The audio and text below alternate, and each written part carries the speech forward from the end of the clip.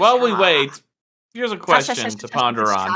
Why do we call donut holes the donut holes, even though there is no hole in said donuts? Because it's the product of the hole. punching the hole out of a donut. Or in New England, we just call them munchies. Or, I was going to say, why not just call it a donut ball? Because there's already donut balls. Yeah, they're called Timbits. It's basically the same thing. A donut hole is basically a donut ball, right? No, it's not. There is no hole that is made. Because they do shape donuts as... In the way you could... So I guess you could say if there's a hole, there's a goal? Oh my... Dearest readers, since the last time I picked up the quill, we have learned the first... Okay. Well, for stars, I do want to know what everyone is dressed up as. That would be fun. Fun. I'm a mushroom. Roll 20. I would wear my hat, but it makes my headphones weird. Can you put it on the back of your chair? My chair's a thickums, so maybe. Oh. Which chair? Let's go. That's why I just have a bunch of mushrooms in my hair now. I'm a star's cottage core dream. I want to be a mushroom child. Hell yeah. Make me a mitochondrion, whatever it's called. What else we got? I am, yesterday, for Revive Pandemic, I was Rosanna. So today, I'm Nether. I'm doing a little Freaky Friday body swap. Hell yeah. Please. This could be his practice to become a lord. This is Hey, yo! King Consort Nether. King Consort Nether. Let's go. You have to wear a shirt. I am dressed up as Delmar Fiddlesong, the owner of the Dancing Dryad Tavern. My tavern owner, OC. Nice. Hell yeah. Also, retired adventurer who does not have a character level. She has a CR level. Oh. Oh. It is 18. Oh, nice. Hell yeah. I am just... What are you dressed up as? Oh, sorry. Go ahead, Dusty, if you want to go. You're fine. I am just as a Neko version of the Arcanist. I hate it. This is why you're dead. Oh my god. The Neko-Canist! Yes, the Neko-Canist! Neko-Canist! Hey, it's better than Neko-Meko. Oh my god. Neko-Meko was great. Yeah, I know, but let's be real here. Tori hated the name. It was the worst, best decision I made at the time. Hi, I'm dressed up as Aurora herself. Yeah. Complete with Silas's hairpin. Aww. Simp. Harold? I'm dressed as Revive Pandemic's worst nightmare. Me in casual clothes. Yeah. It's terrifying, guys. Hell yeah. Harold's Especially after last night. Harold's dressed up as not a forever DM anymore. Right? Not a forever DM? Not a forever DM? Not a forever DM. Hell yeah. Being the fantasy bitch I am a squire version of a Padawan because I have like the Star Wars. Yes! I love it! Yes. Because I don't own anything basically that's not fantasy. We just need a true crime girly. We just need a true crime girly. We don't have one. I need a true crime girly. Dearest readers, since the last time I picked up the quill, we have learned the first location where our future leaders have taken up residency. Many lords and ladies claim to have seen 2 carriages arrive at the Tanglewood Chateau in Dulcerissa. If I recall, the current residents of the chateau are the Andus. This is the first time the Andus have hosted anyone of importance since Lord Phelan took his leave of absence and entrusted Dulcerissa to the Baron. With so many eyes on the Tanglewood Chateau, this author cannot help but wonder what strengths will be displayed by our royals. Baron Chadwick Andu has given a statement that even though we will be hosting prestige company, we will still be proceeding with our tournament of strength. I see no point in hiding our traditions when we are meant to make connections amongst our own. We may see new friendships form between our guests and hosts. We have not seen the young masters since the family's unfortunate events, but I have been advised not to go into detail on those matters, though. A giant owl with 2 figures was flying and circling the estate. Perhaps a private ride was arranged between Larkspur and a lucky guest. Friendly duels have been held between Chadwick III, Aurora Adante, and Rosanna Umberwood. Aurora claimed victory against Chadwick III, but don't fret, he was able to claim a victory against Rosanna right after. Regarding one of our up-and-coming bards of Azuria, Forrest was seen leaving the chateau alone. He may have been felt out of place being the only tour member without a formal title to inherit someday. Patrons at the Ethereal Pillow claim to see him leaving another performer's room the following morning. This author speculates that Forrest might have needed a release that could not be achieved within the Nymphaeaceae Royal Tour. With this month's Tournament of Strength on the rise, I am waiting patiently to see what strengths and weaknesses we will see in and out of the boxy ring. Dearest reader, prepare for a duel to commence, and see if your intuition is correct. Will any of our favorites be crowned victor? Signed, Lori Tori. So these are the papers that would have been put out recently. I do believe you guys would have access to these if you do wish to read them. You would have to ask someone to fetch them for you, though. Aurora's about to be pissed. Listen, Astara was in the last one. Astara's probably looking for a name like, we're good, we're clear, we're good, we're clear. Okay, we're good. I mean, there was no mention about the beatdown, so that's all that Lark cares about. There was no mention of her and Maddie. We're fine.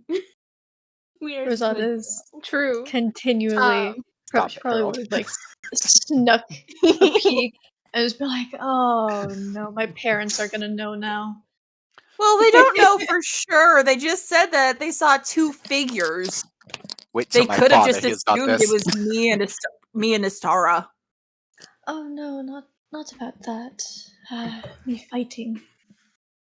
Yeah, that was. So, before we get too far into it, I do have new rankings to also show you. Oh, and let's I take get a look. Oh shit. boy. Oh shit! I'm so nervous.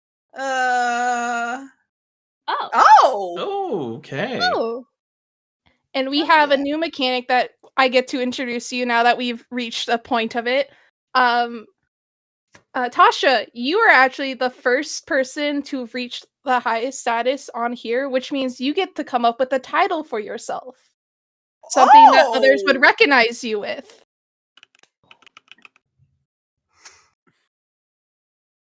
Is it cheesy as fuck to go with the Northern Lights? No, you can absolutely use that. And whenever you invoke your title to someone, it does give you a leg up on the conversation or the situation that is happening. So you can use that whenever you like. But you do have to declare it in some way that you are using this. I say with that, I would like to probably pick up with immediately after the ritual, if I can have whoever participated in it to roll con saves to see how soon you guys wake up from it. Rosanna, you do get to do this with advantage, though. Ooh. Okay. Okay. Ooh. We'll see That's if people... a 7. 7? Okay. 7. Wait, what are we rolling? That's a Con 4. save. Con save, because you guys basically just took on a lot of information, and it might have melted your brain a bit. Good thing that's an advantage. 12. Let's see. I mean, it's better than a 4 and a 7. I rolled a 17. Ooh. Okay. Must be fucking nice. I will get back. 20 at roll 1.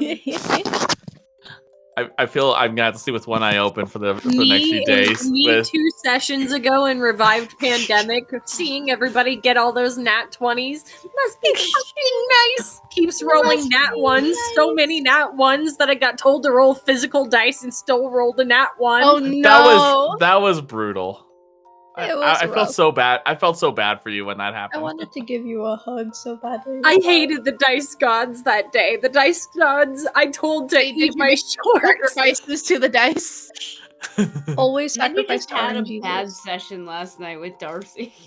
Okay, but at least I didn't roll like dog shit.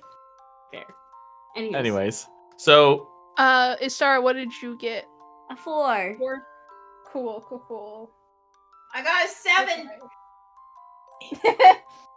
Okay. I went to the future. Y'all were in the past. So then, I would say, like, once you kind of, like, gain consciousness again, I would say, Rosanna, Maddie, and Charlotte are actually the ones to wake up first. As you kind of get, like, startled awake. Kind of like, when you wake up from a nightmare and you, like, shoot out of it, you know? mm-hmm. That's sort of what just happened to you. Oof. Rough. And when you come to, you would see everyone else is still sort of laying on the ground, and Chadwick is over by Charlotte, like kind of holding her. As Maddie woke up, he pulled out his hunting knife, just as if with the start, just not exactly sure what to make of it. Looking around. As Rosanna got up, she would be like holding her head, kind of just.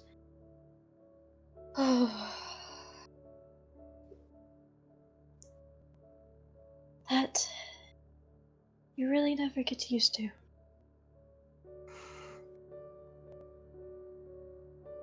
You see Chadwick's just sort of propping up Charlotte to kind of get her situated, as she's also like holding her head, but she is covering her eyes more than anything.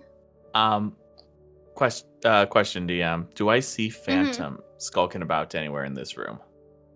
You can make a perception check. Okay.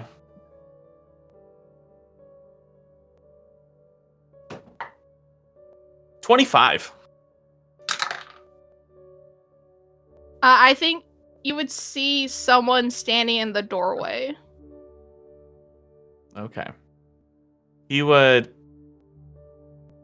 And I could safely assume it would be Phantom. There think, is maybe. fog starting to. If you True. like, since you clocked someone over there, you do see fog is starting to flow into the room from that doorway. Mm-hmm. He just looks over, and he's keeping his eyes focused on the door, and he. Let's see, what can I use?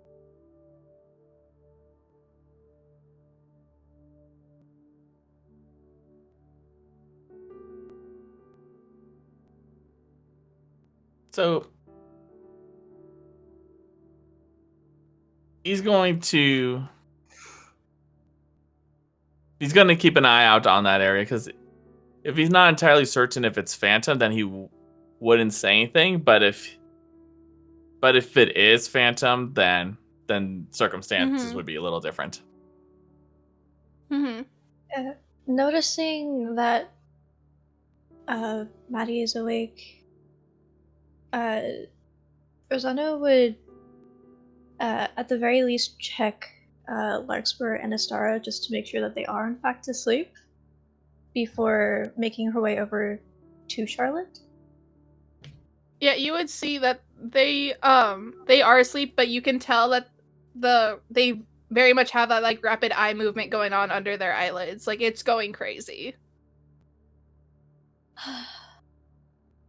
They might still be in it. Alright. Is Question? Aurora still asleep too? Yes. Okay, just making sure. Making her way over to Charlotte. Dear, are you alright? She is very quiet for the moment, and you can just see Chadwick is sort of just like whispering, like, are you okay? You need to say something to me.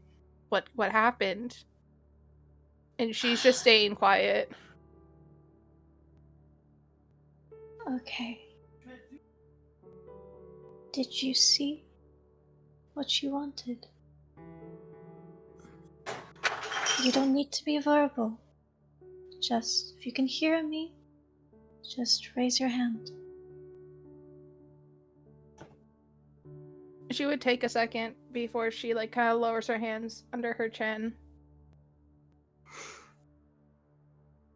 I saw him, but that couldn't have been my brother.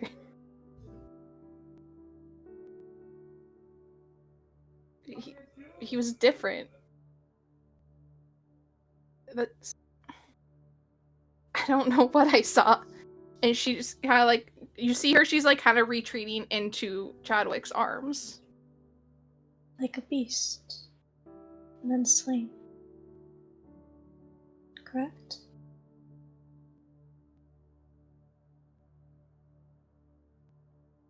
She looks at you. Did you see it too? She just gives a small nod. So it wasn't just my imagination. She'll kind of very gently take her hands into her own. Sometimes knowledge can be painful.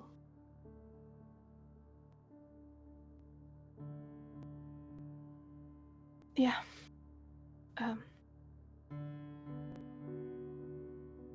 Is everyone else alright? They might still be into it, but they'll wake up. Can we take them out of it? It will take time. They'll wake up on their own. Their minds might not have been able to comprehend everything. So they may be a bit too dazed. When you say days, you see like Chadwick kind of like perk up a bit and be like, they're stuck like this for a bit. We can't keep them in here. Oh, not days. In a daze. Oh, okay. Come on, Jack. 'Cause I don't think Miss Cindric's gonna be too happy with us if this gets out. It's okay. Considering the fact that you have also put the princess in a state like this that may last for a couple days, that alone could be a huge scandal. They'll wake up with time. How do we know that for Last certain, though? As he looks over to Rosanna. DM, last time that she did this, was she one of the first to wake up, or was she one of the last to wake up? You were more towards the middle of waking up, as you would know that your mentor was one of the earlier ones to have. Okay, would she have been told how long she was out for? You were only out for a couple hours. Okay, and for everyone else, about how long did it take for the last person to wake up? About the next morning. Or that upcoming morning, I mean.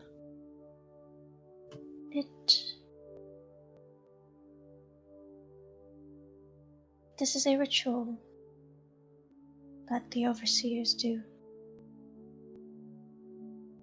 And yet you didn't find it suitable to tell us this before we took part in this ritual.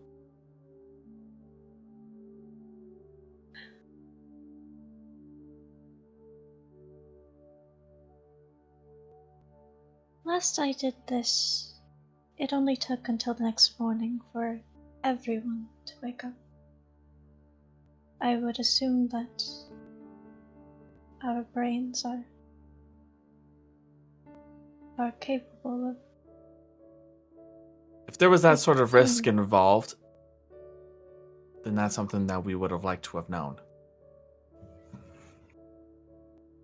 Apologies, Matthias.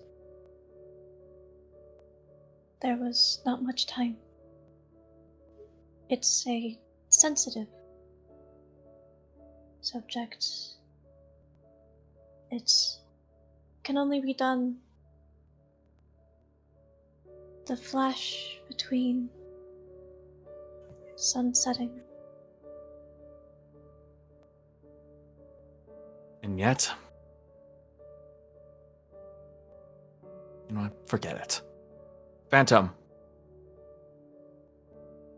You would see Phantom like kind of skulking out of the shadows. Gonna need your help. Gonna be out for a while. He kind of like looks over the group and like kind of goes over and like nudges Astara. Before going the Larkspur, trying to nudge her awake. Until finally getting to Aurora.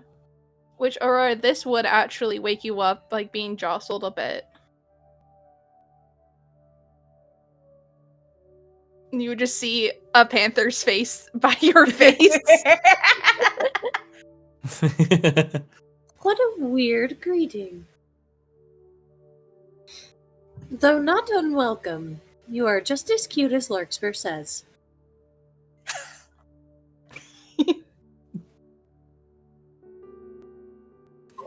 Thank you for waking me from that terrible nightmare.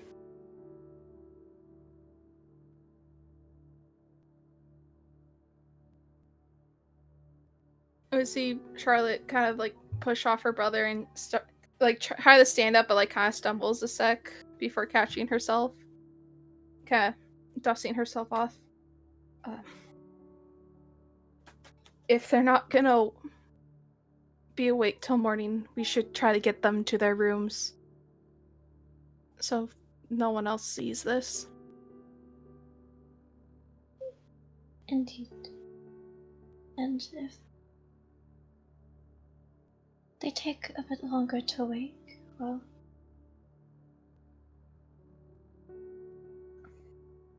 we can always say we perhaps got into the kitchen and drank a little too much. Yeah, that could forgive- work. Well, forgive me, but I will not be in that sort of mood, considering how apparently we are dealing with things that we do not understand fully. And we've just placed some important figures at risk. And he goes and carefully picks up Astara and tells and orders Phantom to assist with Lark. You see Phantom kind of go try to like wedge himself under Larkspur to like get her on his back. Aurora would quickly run over and try and help. You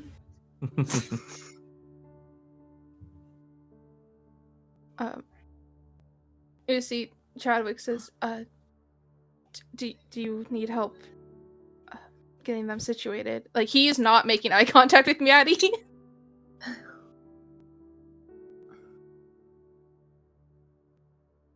He lifts him up, he just says, I think we've done enough for now. And would, with Phantom, bring those two out of the room. Big Brother's pissed. It's I think Rosanna, that means, sorry. Aurora, are you helping Phantom with Larkspur to their room? Yes. Mm-hmm. Okay, then I would imagine then that means just Rosanna, Chadwick, and Charlotte are still left in the room. So then, Rosanna, you would see neither of them have moved from their spot since they walked out, but you would notice Charlotte's just sort of like wiping away some tears real fast. Just kind of, I'll go and make sure Miss Zenrick's nowhere near here. If you'll excuse me, before she kind of rushes out, and Chadwick kind of like tries to like reach for her for a second before letting her go.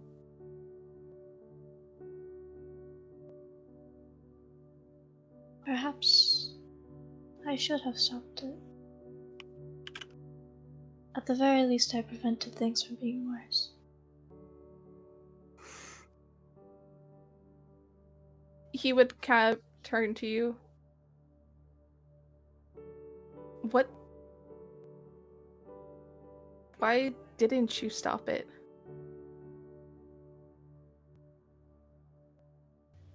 I believe everyone has the right to knowledge. She desperately wanted it. It's not safe to go against those who are hosting us. And I knew that any risk, it's not great enough to harm anyone if done properly.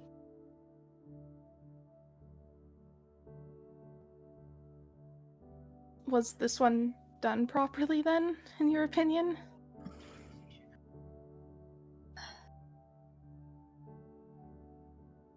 Everything appears right. There's no... well...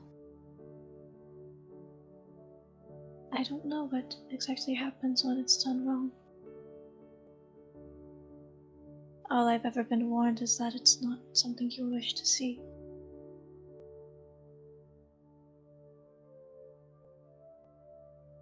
You would see him actually go over to the mass now, and he holds up 2 pieces, as the ritual had broken the cracks that even more that were already present.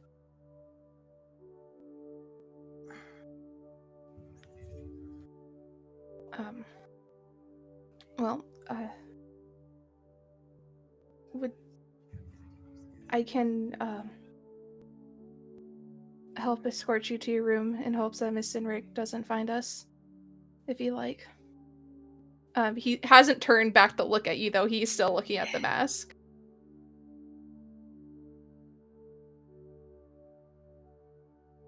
That would be nice. I might try and catch Matthias before turning in completely.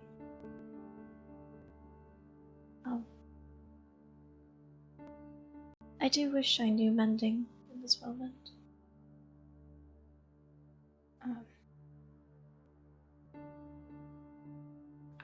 I can do that, but I want to make sure Charlotte sees it first.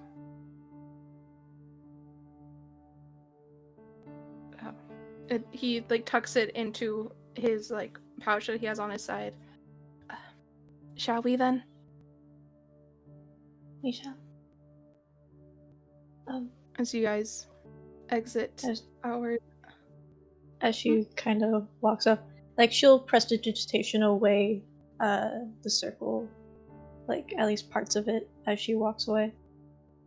If you are doing that, he notices and also starts doing the same thing. Yeah. Just a little less cleaning for them to do. Mm-hmm. Aurora and are you doing anything to like help Larkspur? Like, are you doing any preparations in their room before you leave with Phantom's help? I don't know how much he can do. He's a panther.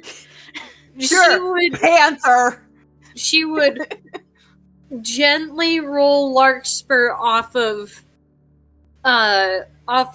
Phantom's back after, like, basically opening the sheets and gently rolls her into bed, pulls over the blanket, pat, pat, tuck, tuck. So, And- regular clothes, not taking off anything. She's trying to be very respectful, not knowing what they prefer to wear for sleeps. So, yes. You at least take off their boots. Yes. Good.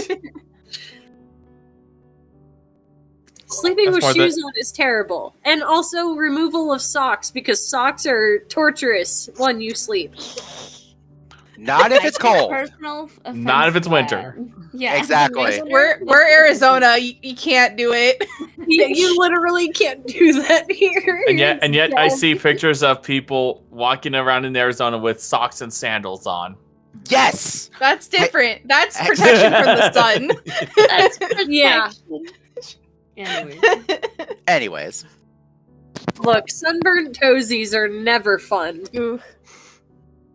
I think while you are doing this and like getting Larkspur ready, you just see Phantom sort of like standing by the door. You guys would have noticed a bunch of smoke had filled up the halls, but like it's only maybe to like shin height. But there is like a bunch of smoke just in the chateau now. So Aurora's gonna kick some of that smoke up towards her so that she can smell it, make sure it's nothing dubious. I don't believe. Nah, it's just smoke. You just smell like just general smoke. It it's doesn't smell like fog? it's from anything. Yeah, it's more of like a fog smoke. Okay. Well, my dear, have you seen anything like this before? Looking at Phantom.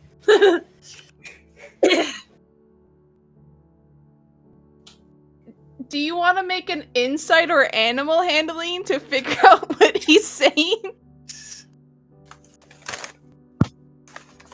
A simple ear flick will suffice. She says in response.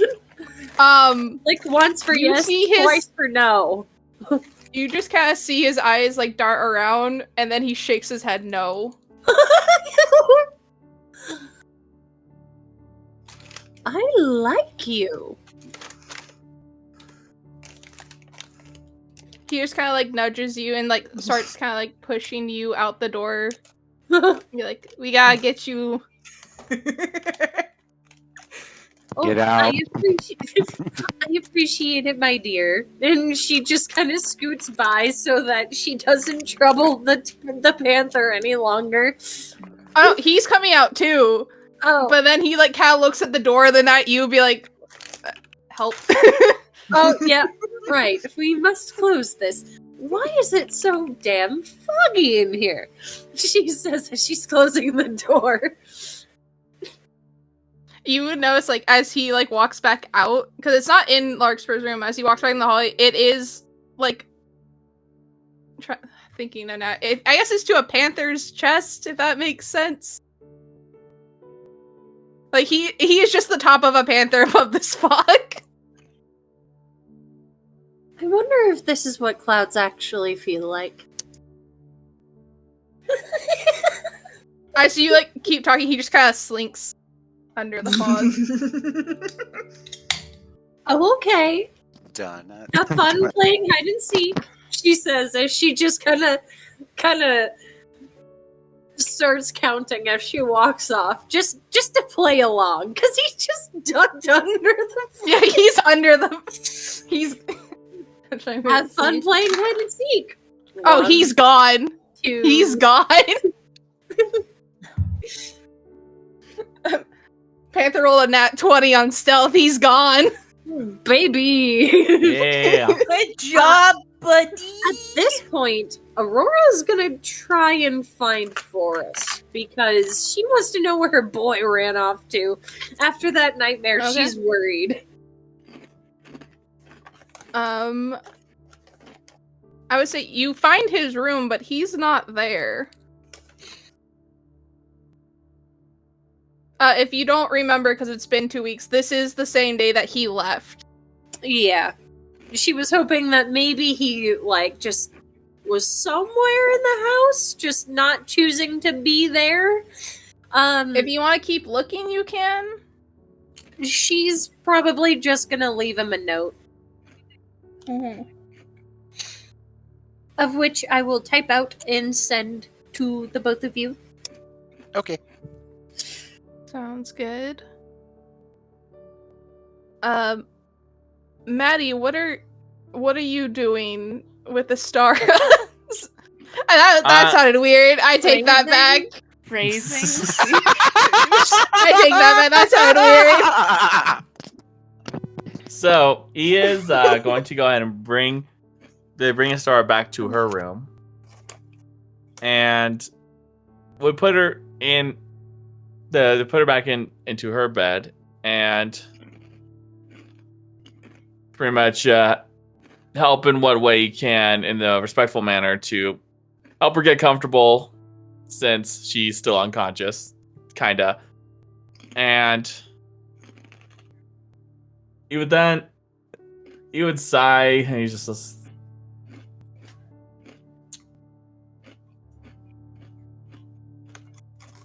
no, Andorra, if you were here right now, you would help me relieve quite a bit of stress. You would see Doris just kind of snake out from under the pillow. Oh, well. I'm surprised that you were there. And just pets Endor. Just gently pets Endor like he would before. Just kind of helps him relax a bit. Gonna want to keep an eye on her for a bit. I think you would see Endora kind of go up to Astar's face and just kind of headbutt her. Mm-hmm. And for looking back at you and doing it again. She should be awake by tomorrow. If not, come find me. You see, she would kind of crawl into the nook of Astara's neck into a little. Mm-hmm. I'm gonna say knot because she's just a long noodle. And once he does that, he is going to go ahead and retire to his room because he is done with people. Mm-hmm. I think when you were kind of sitting in your room, you would hear scratching on the door. He would open the door, and he would look to hopefully to see his panther friend there. He would slowly rise from the fog. That was a mess. He closes the door behind him. Phantom would sort of shake himself off before standing up. What just happened? Apparently, in the words of Stara's Uncle Dalen, or is it Antomiko? I don't know. All I know is magic bullshit. Fucking magic. Fucking magic. Magic bullshit. And so, and apparently, one of our own thought it wasn't necessary to tell us about some potential consequences of that spell.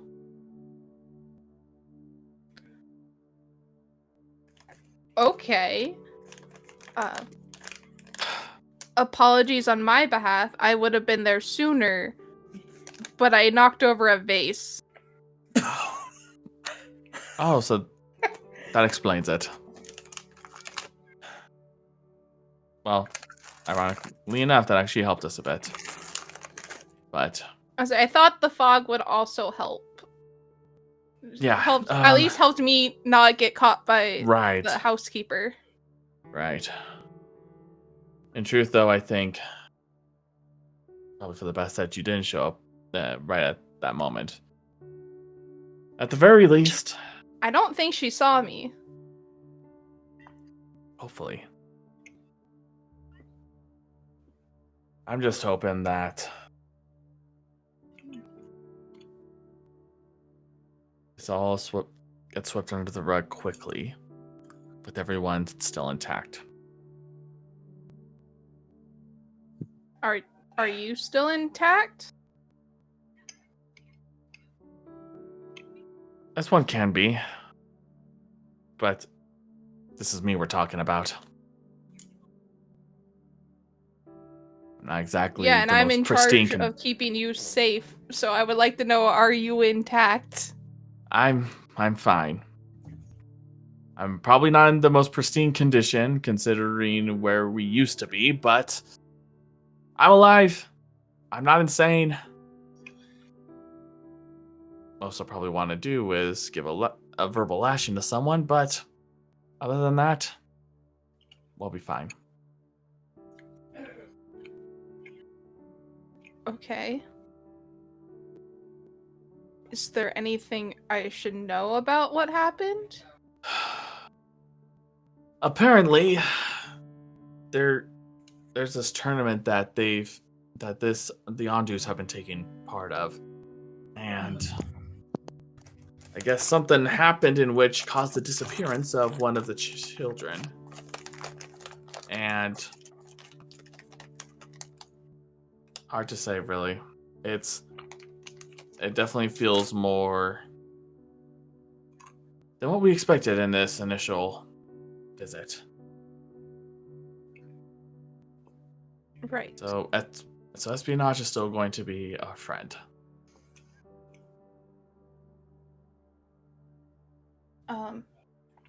Well, I haven't learned much in the time, but I do know that the housekeeper and the chef do not get along a lot. When the housekeeper heard the glass vase shatter in the smoke, her initial thought was something caught on fire in the kitchen. And she swore on her breath that Renaya, I think is her name, was behind it. Well, that explains that. That explains what Charlotte was talking about, how their servants seemed off. I would be surprised if paranoia is a bit rampant.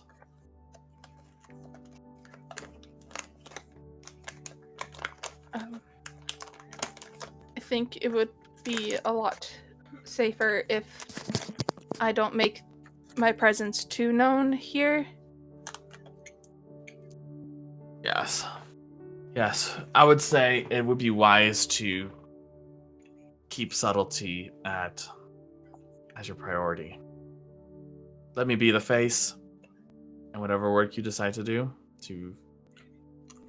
or basically what needs to be done, you can take care of that. Let me be the face.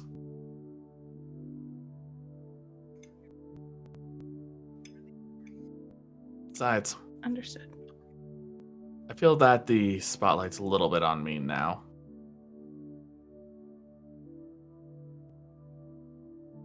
Did you do something?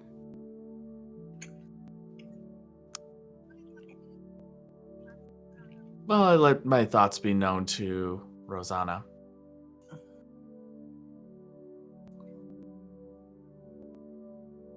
Eyes on you within our own is not the worst. That's something that we can deal with. Yes, but I'll have to keep an eye on Charlotte and I think his name's Chadwick. I had to keep an eye on those two.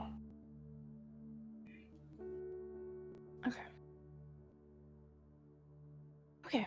This isn't too bad. No, it's nothing about us is in danger of coming to light. What I'm worried about right now is the danger that the people in this tour are a part of. The people in this tour, the risk they may face.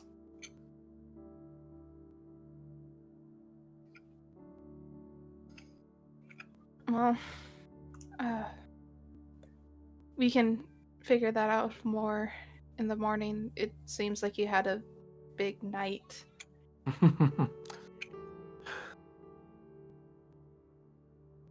Big enough that I felt like I got shat upon by a Tarask. We're gonna unpack that at another time. You know my story.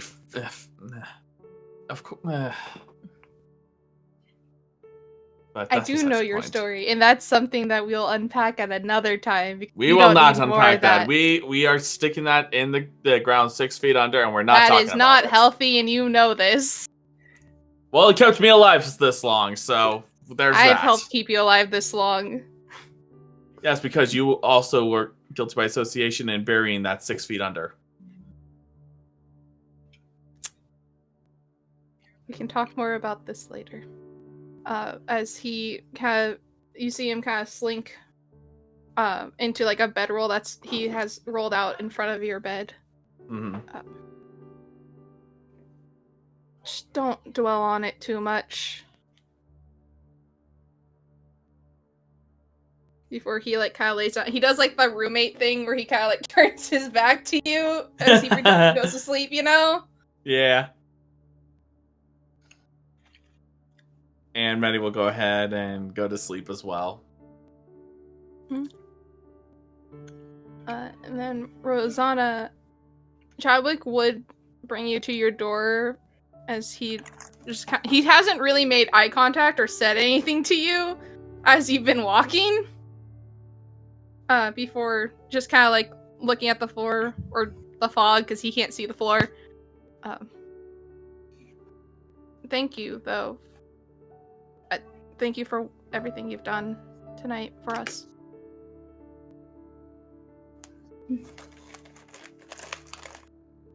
It is a pleasure. I do feel that I may need to talk to my peerage, though.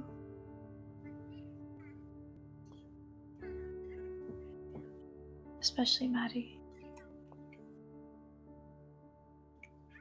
He seemed pretty heated.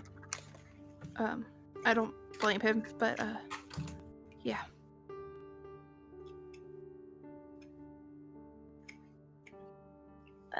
Are you alright? I know you didn't see anything. However, you are still quite shaken. I didn't see what you saw, but I saw something else on this side. You saw something?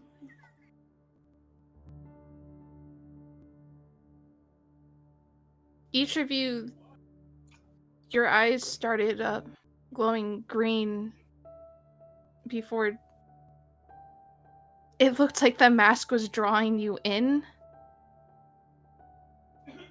Before you guys were in there for almost an hour, and I couldn't get past there was a barrier or something. I couldn't get closer to you guys. And I just watched Charlotte just kept rising and rising. I couldn't reach her.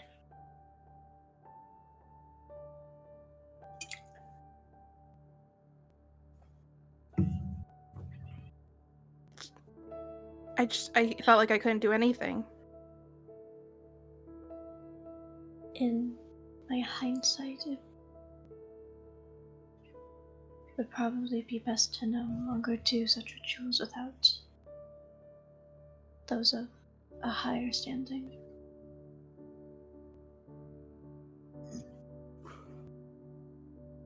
That would seem to be for the best.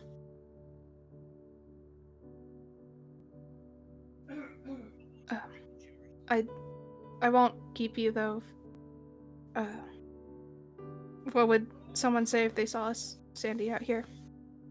I hope you have a good night. I hope you do too.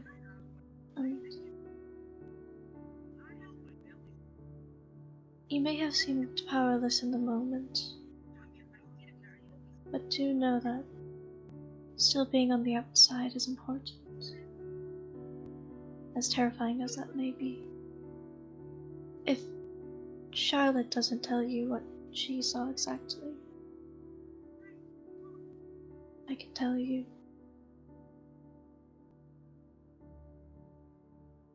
Maybe. I haven't seen her this shaken up in ever. It is a lot. And knowledge is powerful, but knowledge is also optional.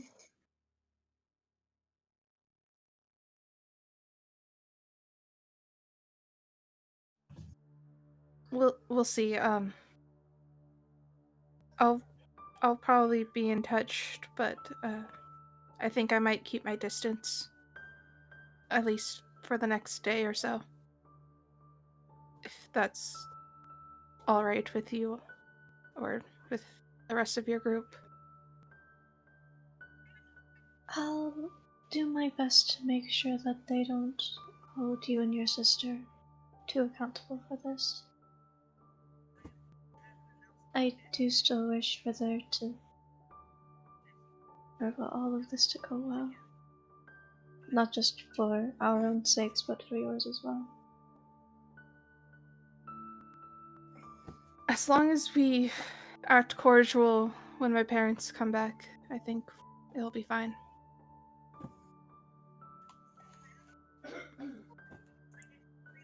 I hope it doesn't have to be just an act.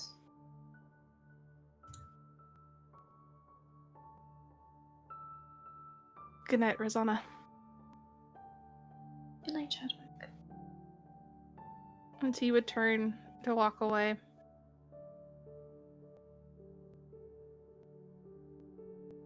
To kind of like make sure that he's navigating safely before entering her room. You see him trip. He's fine. He just kind of trips. I ship it. Himbo. Where? The two kinds of people. I ship it, and he's a himbo. He's a himbo. Meanwhile, she's just like, where did this fog come from? Is there still fog? It's a lot in of the fog. room? It's not in your room. It's more like just in the hallways. So like when you open the door, it starts to go in. Yeah, as he's walking away, she's just gonna do a... Would she know if, like, in this area, like, at night, it became foggy? Like, are there any, like, open... There's no open windows. I would say if you look out, like, a window, though, you would see some in the forested area. But it's weird that it's this much inside. Yeah... She, her eyes are going to flash a golden green as she just very quickly casts Detect Magic. What does Detect Magic actually tell you? I don't even know what the spell does. You can sense magic, you can use your action to see a faint aura around any visible creature or object in the area that bears magic. And you learn at school magic of any, Okay. You for the duration, you sense the presence of magic within 30 feet of you. Okay, Yeah, if you sense magic in this So- way, you can... Yeah. you would, get an idea that this is from a spell. It doesn't tell me what school of magic it is. I don't know. It says control environment. Or the tags under it, so we'll go with that. You would get that. I think you would get, like, faint auras from, like, sort of, like, the rooms around you, but I think the fact that they're in the rooms, though, it's kind of hard to tell what it is, but you would detect magic. Yeah, within just a general 30 feet. And you would get, like, pings off of some of, like, Crocus, the music box in your room. Believe, don't you have a staff? She rod or has something? a rod that she keeps on. Yeah, you get a ping off that too.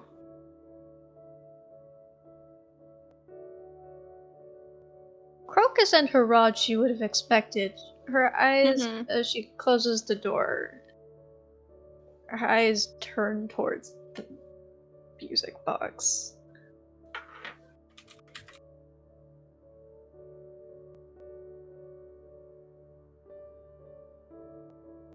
Oh. You know, Crocus? As she picks up the music box. I should have suspected that Tutor Murney would give me something magical. For him to not tell me, though. Why wouldn't they?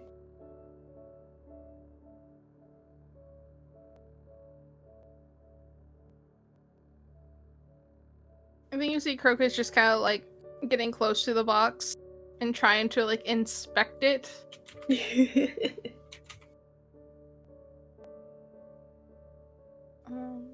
What's this? I know how spells work. What do you get off of this? You do get from the music box divination. Divination.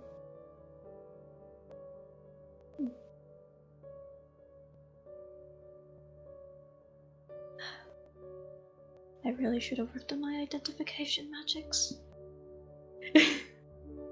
As she gently puts it down.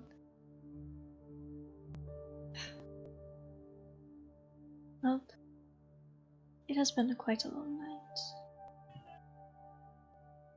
We should get to sleep. And she'll turn in for the night. She's not going to activate the music box. Purely because of she has hunches about things and she wants, so she's in the beginnings of her own little scientific research. Okay. The scientific method. The scientific method, yeah. Okay. With that, I would say that you guys would have a long rest at this point. Including the people that did not wake up, I'm still gonna let you benefit from a long rest. As I drop everything. The next morning, Istara and Larkspur, you do wake up. You just you feel like you slept too long. Like you're that kind of tired. So what year is it? Yeah, but sorta. Lark just opens their eyes, stares up at the ceiling. That was hell. And I'm just gonna roll over and pretend that all didn't fucking happen, and just like rolls back into their bed and curls up into a tiny little ball.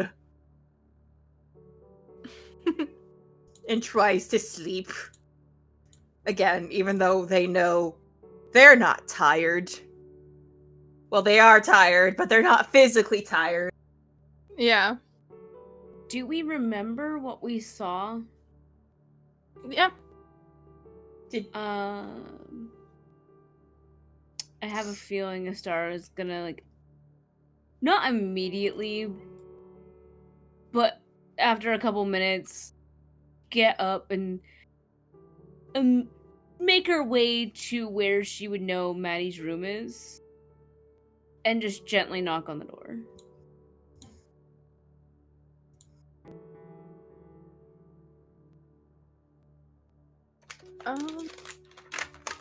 Maddie, you would hear this, but you would also see Phantom like kind of pop up and be like, "Oh shit!" Like look, give you like an "oh shit" look.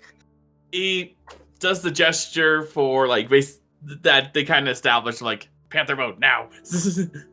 Yeah, and he dives on the other side of your bed away from the door. Yeah, and he basically does like does like a side, like a little bit of a kick with the side of his foot against the bedroll, so it like rolls and it goes into a spot in the side, and then goes to the door. they're too used to this, and he would open the door. Yeah, Astara's gonna be standing there still in like yesterday's clothes, like fresh out of bed, staring at Maddie, like super concerned, until she like notices he's standing there, rises a little bit, like, "You're okay?" Yeah, glad to see that you're all right.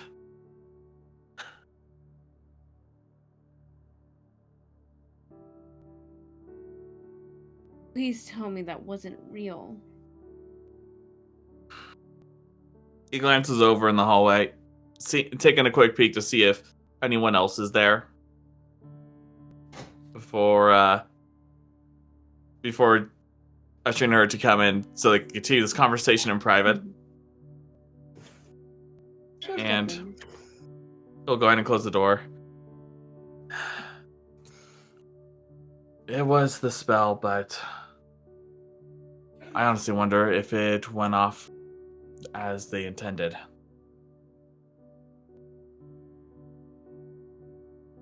What was the intended outcome? I'm not so well versed in magic compared to you are, but to communicate with a brother from what I recall. But from what I remember, they didn't really seem to have practiced it all that well.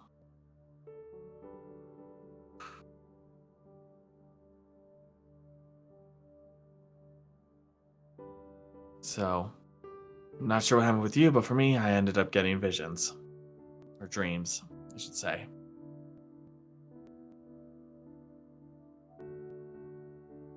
Same.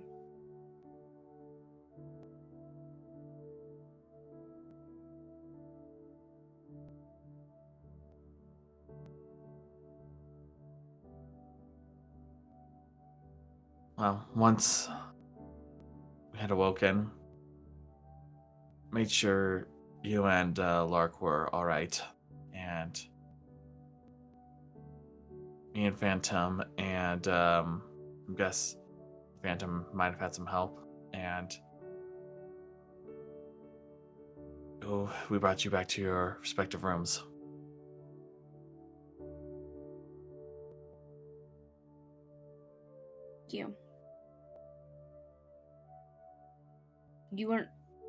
You weren't hurt at all, were you? Nah, I'm fine. What about you? No. I guess I just had some control over what I was doing.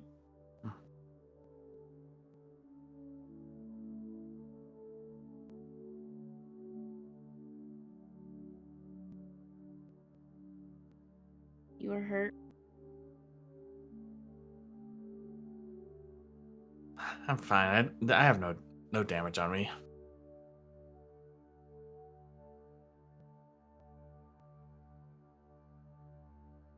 Any point, if any drow come for you and try to put a bag over your head, run the opposite direction.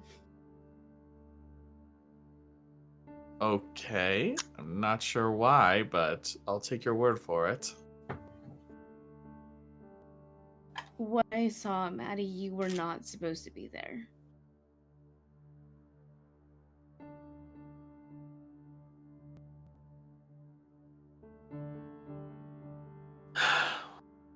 Well, I'm not exactly welcomed in the Underdark, so I don't think we'll have to worry too much about that.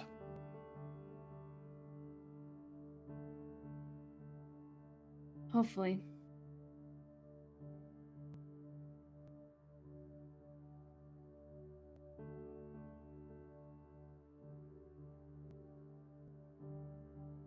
You just see panther eyes and ears like looking over the bed. Star's probably just gonna tilt his head and be like, Good morning, Phantom. Slinks down. He's not here. I have yet to have a moment alone with you, sir. Lark has been stealing you from me, but I see how it is. I remember your favorite spot in the palace. Anyways.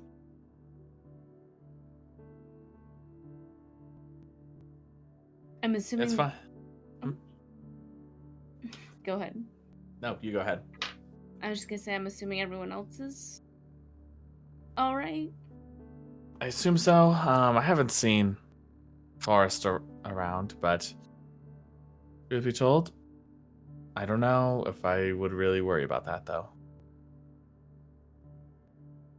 Fair. But what were you going to say? I was just going to tell Phantom it was alright for him to come on over.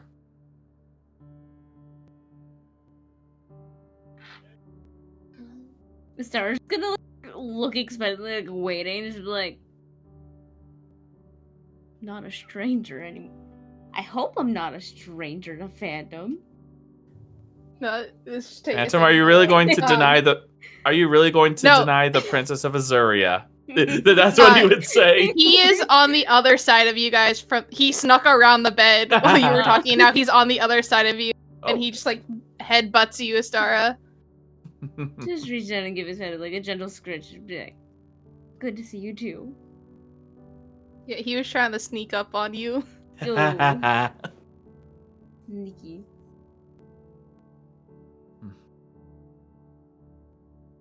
I just wanted to make sure you were alright. Should probably get out of yesterday's clothes. That might be helpful.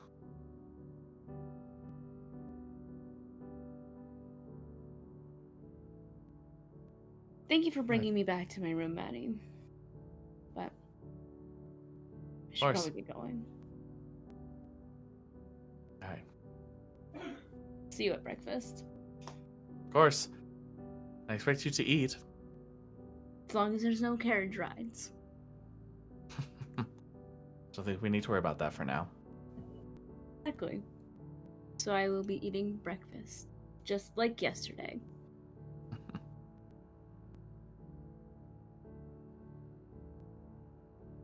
Star will... Oh, go ahead. I was gonna say Star will start to make her way, slip back out of Maddie's room unless he's gonna stop and say something. Nope. He ain't gonna stop her.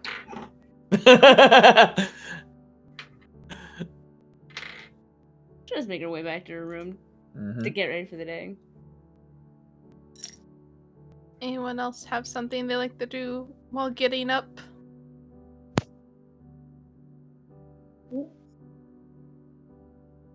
Larkspur is contemplating if they even want to get out of bed because they just had to relive a trauma that they've been trying to forget the last 3 months. So one moment as I do a roll of willpower. Oh. That's a natural 1 for willpower to get out of bed. You know, makes sense. So Larkspur is currently in the fetal position with the blanket over their head, not fully asleep, but just kind of gripping the rope dart as they're trying to come down from panic attacks. Mm-hmm. That's how Lark is going to spend their morning. Can't even bring themselves to get out of bed. Understandable. Yeah. Forrest, I do have a question for you. Are you having breakfast at the tavern, or are you coming back to the chateau early in the morning? I would have imagined he would go back to the chateau early in the morning, but before the last night's festivities were over, he would actually stop at a vendor, and from the coin that he gathered, he would actually buy a charm for each of the members of the tour.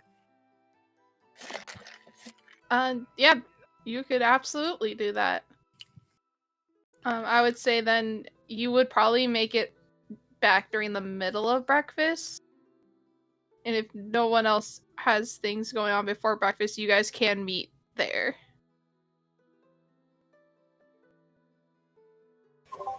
Aurora would be reading the paper right about now and is steaming. I don't think this issue would get out till the following morning, because it does talk about Forrest leaving. Okay. I was about to say, damn, how fast is the press? It's immediate. It's magic. Listen. Lori Tori takes her journalism very seriously, guys. The fastest so does Right, National- it's being printed as she's writing it. Just going. Same could be said about the National Enquirer. I mean, what? Listen, you. Yeah, I would imagine that story would come out the next day. Coffee. Yeah. She was waiting for her boy to return, so she hasn't even touched her breakfast yet.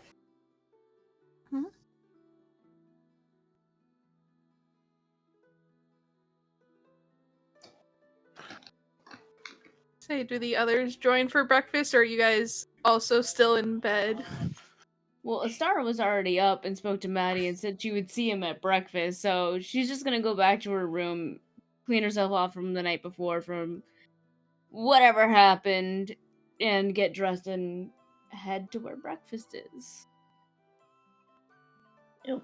Rosanna would get dressed and head over to breakfast. Would she have had her usual dream at night? I think because you did have you guys did do the ritual, that this night was a bit more calmer, because that took a lot of your energy for that. So not this night. An actually peaceful night for once for her. Mm-hmm. Yeah, so she would go to breakfast, and she would kind of wait to see when Maddie would get there. And we're also waiting to see who all shows up.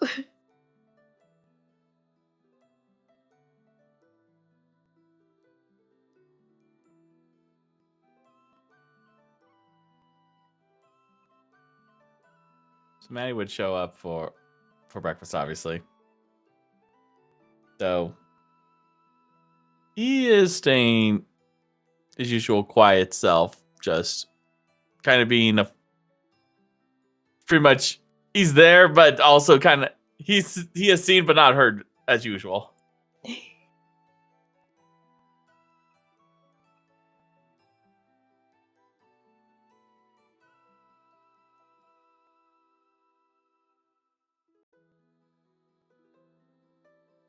What are we dining indoors?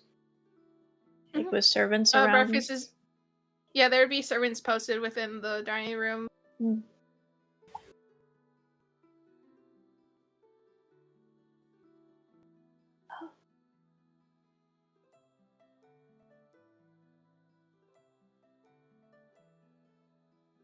As she is eating breakfast, she'd kind of glance over to Maddie just to get a general vibe check of is he still mad at me? Is he not?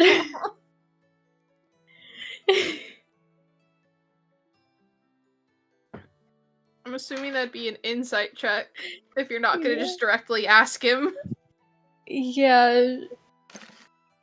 We're such an awkward group, my god. You guys really are. There's servants around and they're not supposed to talk about what happened last night. Just to point out, you can dismiss them. You guys have that power at any time. They're not our staff. She doesn't feel like she can. Yeah. Let's see what. It's a 24. He's very much like it's like that situation in where like you're in the classroom with someone you don't really like and you're just like, I'm just not gonna make eye contact with them. I'm just gonna focus on my thing. Just pretend, just pretty much be out of sight, out of mind kind of thing. So, yeah, still very mad. Would Yes, this Dusty? would this be the time where Forrest would enter? Yeah, I would say so. Since there seems to be just like tension. I imagine this tension's kind of been sitting here for a little bit. Forrest just walks in and he just feels the tension. What the heck did I miss last night? Wonderful question, my dear. But before anything else, she pulls out a seat while still sitting down and sipping her coffee. She just pulls out a seat, pats it. He goes and sits down and he reaches into his pocket and gives Aurora her charm. Ayo. I got this for you. I have one for all of you, actually. He tosses the charm to Maddie and one to Rosanna as well. Cool.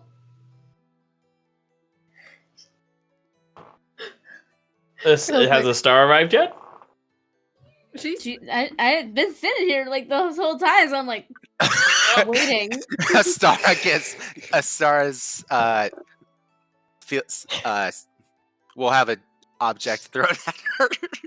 Thrown. I think the only Oh one my that's not God. there I is. can catch this. I'm going to catch this. Yeetus deletus. I think the only one that's not there is Aurora's gonna Mark. Give him the just the sassiest glare. Like, are you kidding me? Throw it. That's a natural one. Rosanna got a It 3. lands. Okay, Nat 1, Sorry. it lands in your food. Oh! Oh! Oh no! No, Rosanna got my a 3. dear. Aurora's just gonna go over to Istara and presto her charm after picking it up and hand it back to her. And she's gonna shoot Forrest the biggest. Are you fucking kidding me? Look from behind Istara, like. So, I gotta say a few things, okay?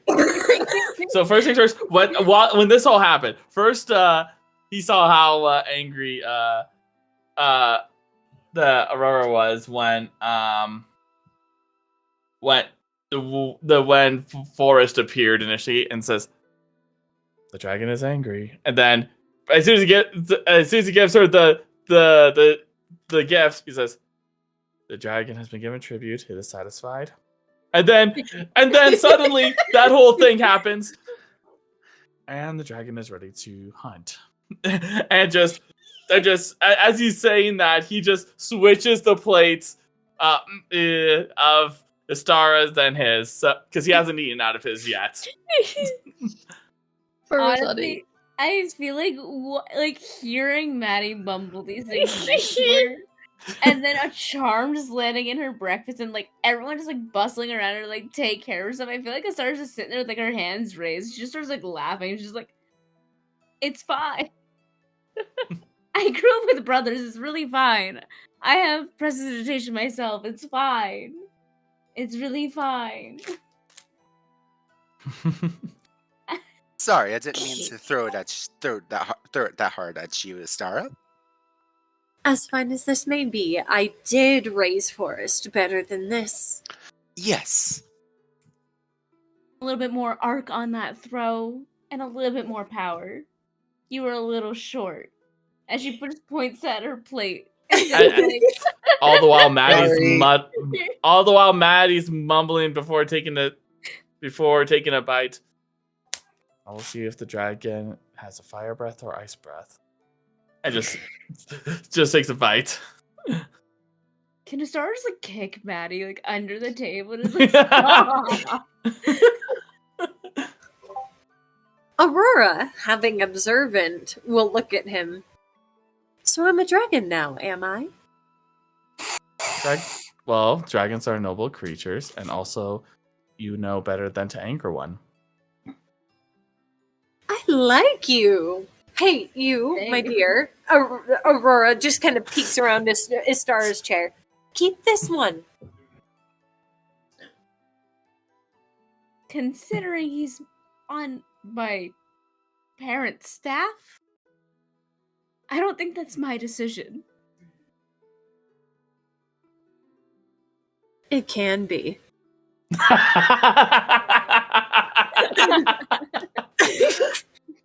Aurora's just giving her the, come on, sweetie, do the math. You can make it happen. She's giving her that look. She kind of gives her like a, really? And then goes back to her seat. If you've ever seen a drop of blood, probably like a star is just like this like tint of blue purple, and it's like, oh god. Bad enough I have my own mother. I apparently missed a lot last night. I can Yes, sense you missed. this tension you can cut with a knife. And that's why we will no longer bring it up in the dining room. Breakfast We'll is for explain it pleasant later. conversations. You can fill me in later, how's that? And I can fill you in later on what I was doing. How's that? With all due respect, I'm not sure if it would be appropriate conversation in the public. That's That is what you were doing yesterday. Not a pleasant conversation. I was For context, Maddie is assuming the absolute worst that Forcefight got himself into. Could have been the absolute worst, but it could still be pleasant. Yeah. I've read Where the were book. you last night anyway? I was invited to perform at... DM, where was I invited to perform at? Did we ever figure that out? Yeah, I said it in the beginning. It was called the Ethereal Pillow. I was invited to perform at the Ethereal Pillow last night. Does Aurora know this establishment? Roll a history for me. Do I want to know this establishment? Maddie just What's mutters that in a plus language that no 12? one else knows. No, In confusion. I'm gonna roll history real quick. That is an 18. Now you roll nicely. I need a calculator. Oh god. 'Cause I'm stupid. 24. Right. You guys would know that this is more of a tavern that is set up for more like performance-based things. I would say it was 18 and 24 were the rolls. Mhm. You guys would know that this is more of like an adults-only tavern. It's a burlesque tavern. Burlesque club, okay. Aurora leans in towards Forrest, and this is after she's sitting back down. You didn't get yourself into any trouble, did you? No, I actually did pretty well. The crowd was very lovely. And it was the first time since beginning of this tour I have truly felt relaxed. Really? Star's gonna form a psychic whisper connection to Maddie. For 5 hours. Hey, at least it's not 3 this time. I know, right? She's just gonna like telepathically like speak to Maddie, like he was asked to perform at a burlesque, and he felt relaxed. Okay. I believe that's as far as we'd like to know. I do not wish to know more. Agreed. Aurora narrows her eyes at Forrest. knowing is exactly what kind of a place that is. She narrows her eyes, but doesn't press the subject any further, but picks up her coffee, and you can kind of see she's ever so slightly white-knuckling. This reminds me of one of those books you've read me that you were confused about, Astara. Is this telepathically or is this out loud? Yes. Okay. Astara's just gonna say, look, I think I've read too many books of a certain genre. At least stick to the classic romance and not the polyamorous. Maybe that'll help. So don't read my mother's top shelf. Noted. Aurora's going to. It's like like he says that telepathically, and then he actually says verbally, "Oh no." Just like lightly toe like his boober wanted to be like, stop. Forrest is going to nudge Aurora and show her the letter that the bellboy gave him.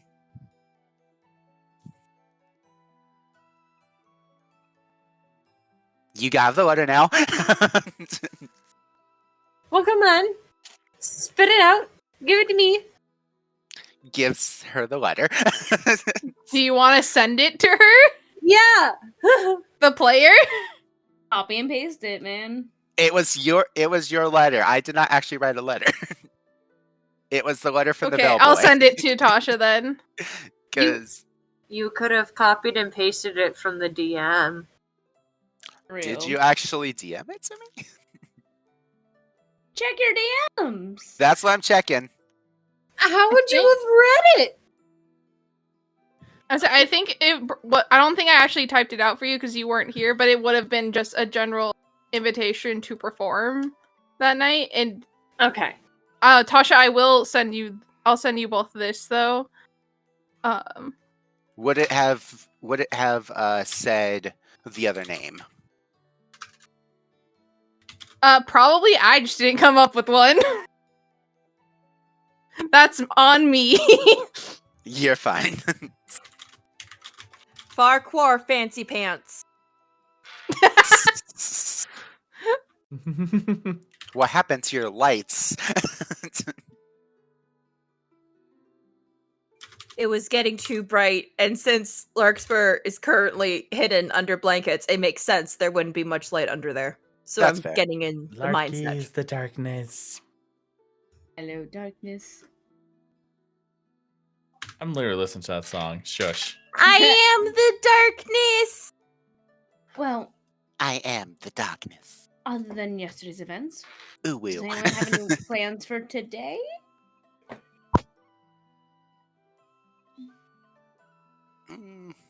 If possible, Patty, could we speak? Regarding? Well, I believe you know. Let us see how things go for today. We'll go from there. Forrest is going to pull out one of his fans that he grabbed from last night and whisper to Aurora. You're going to have to fill me in because before I left, there was not this much tension between those two. Halfway through what he's saying, she just goes, Explain later. Oh, do we that's know? already been established. That's the look that she gives him, like, we literally said that we would tell you later. I'm tired. Do we know if the Andus are coming back today or tomorrow? Astara might actually just like turn and look at it like I said, I'm like, do you know what day the Andus are returning from their tournament? This servant would step forward. They will be coming back tonight, and the tournament will be within 2 more days. That is being held here. Have the day. I think I might find a library.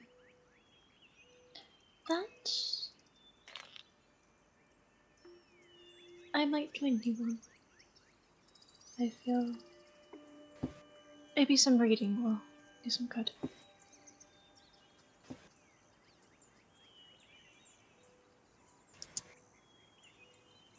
You are welcome to join me at any time.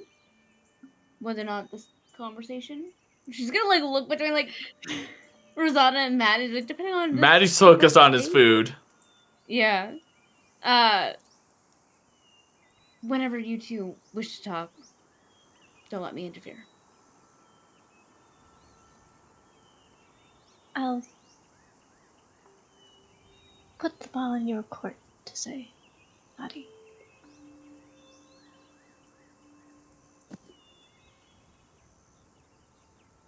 Very well. Where's Larkspur at? I was wondering that as well.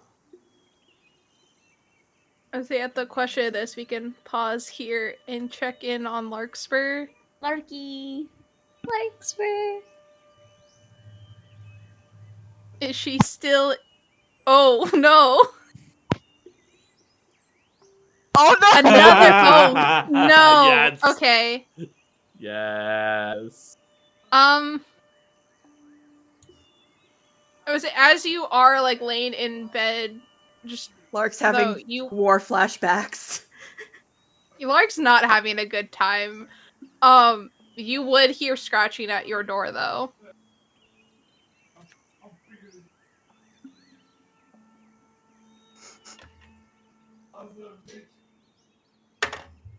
Okay, that is a 4. She can get somewhat out of bed. And she begrudgingly makes her way to the door and, like, opens it. She is not looking good, though. You would see Phantom just sitting there. Shouldn't you be at breakfast? He pushes his way into your... Don't you know you're not supposed to just barge into a lady mind? She just hasn't just closed. Kind of like looking up at you. She walks by him, just like pats his head and just like goes back into the bed, gripping. She's still very much gripping the rope dart quite tightly, as if she's almost expecting to get attacked by something or someone, and just lays back in the bed. You hear that kind of like long, loud meow that Cassie's just like, meow. I'm not gonna be good company right now, Phantom.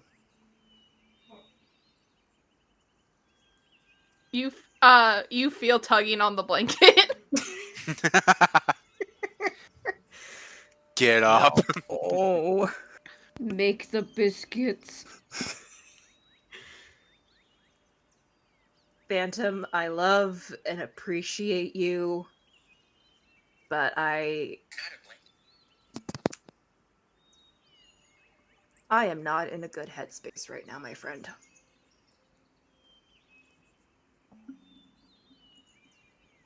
You would feel a heavy weight onto your bed.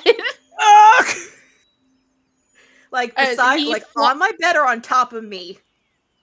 On your bed at the moment. Okay. And then he would make that like loud sound again. She'll poke her head out from the blankets. You're not gonna leave me alone, are you? He's like clawing at your blanket to try to get it off again.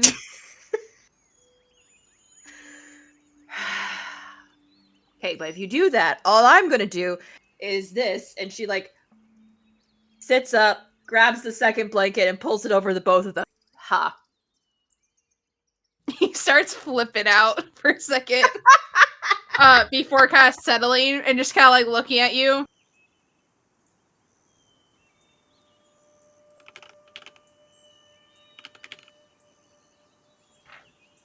I know you weren't there for the thing. The weird-ass thing that happened with everybody. I don't know what everyone else saw.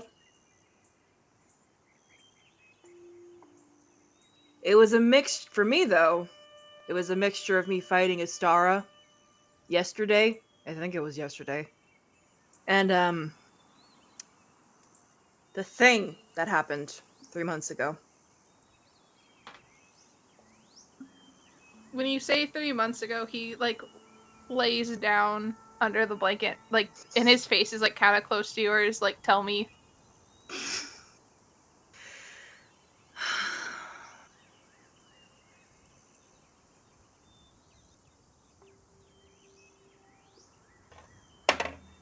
Alright, then. I can still feel where she stuck the dagger in my back.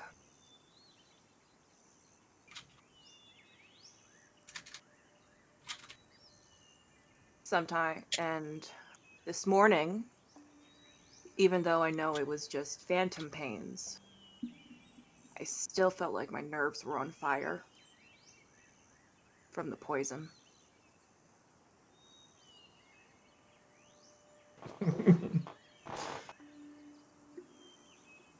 And I feel like absolute shit because I took all of that frustration out on Astara, and she didn't deserve that.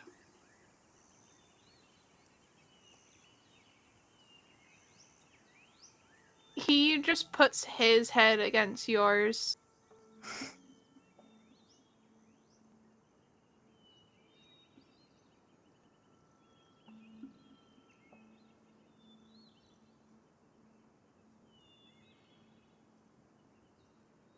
I'm a pretty shitty friend, aren't I?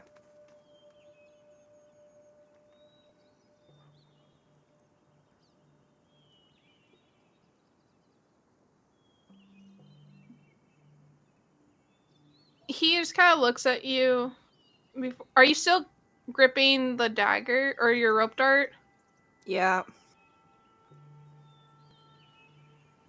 You see his head now try to, like, wedge himself under your hand, like, trying to replace the rope dart with his head. Slowly, very hesitantly, her grip starts to unwind from the rope dart. So it just kind of perclunks onto their chest, and she begins to pet the top of Maddie's... not Maddie, Phantom's head. Maddie's not there. Maddie doesn't care about Larkspur right now. He only cares about...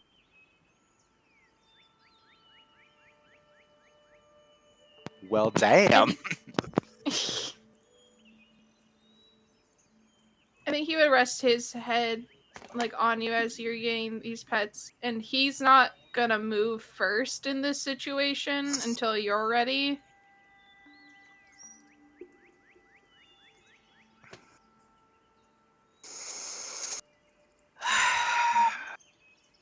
And then I'll go get something to eat.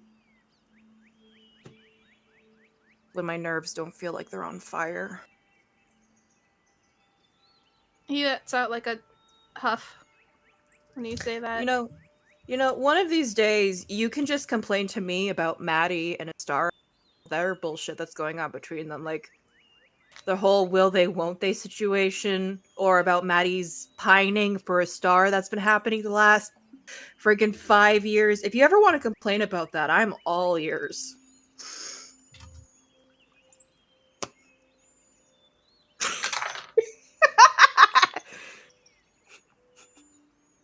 I think you just kind of, like, he, like, wedges his head to now, like, look up at you and just kind of chuffs at you. Okay, can I do an insight check to see if that was him, like, agreeing? Sure. Or would that be animal handling? Never mind, insight's better. No, I think insight makes more sense. Yeah, alright, that's a dirty 20. I think you get this sense from him where he's just like, what are you even talking about? Like, but, like, sarcastically? I know, and it's just gotten so much worse since the stars come along. Like, oh my god. Although there was that comment about the skinny dipping, God, if those two weren't the ones skinny dipping together, I'll eat my hat. I think if a cat could chuckle, you would hear that, or like cat. Yeah, it's like sort of like a purrish chuckle. She's just patting his head, like, yeah, I know. Like, my God, I would throw them both into a closet if I wasn't sure. Magic her way out of it, just to get out of an embarrassing situation. She does not handle embarrassing situations well. She has too many tells. My God. That's what I love about her, though.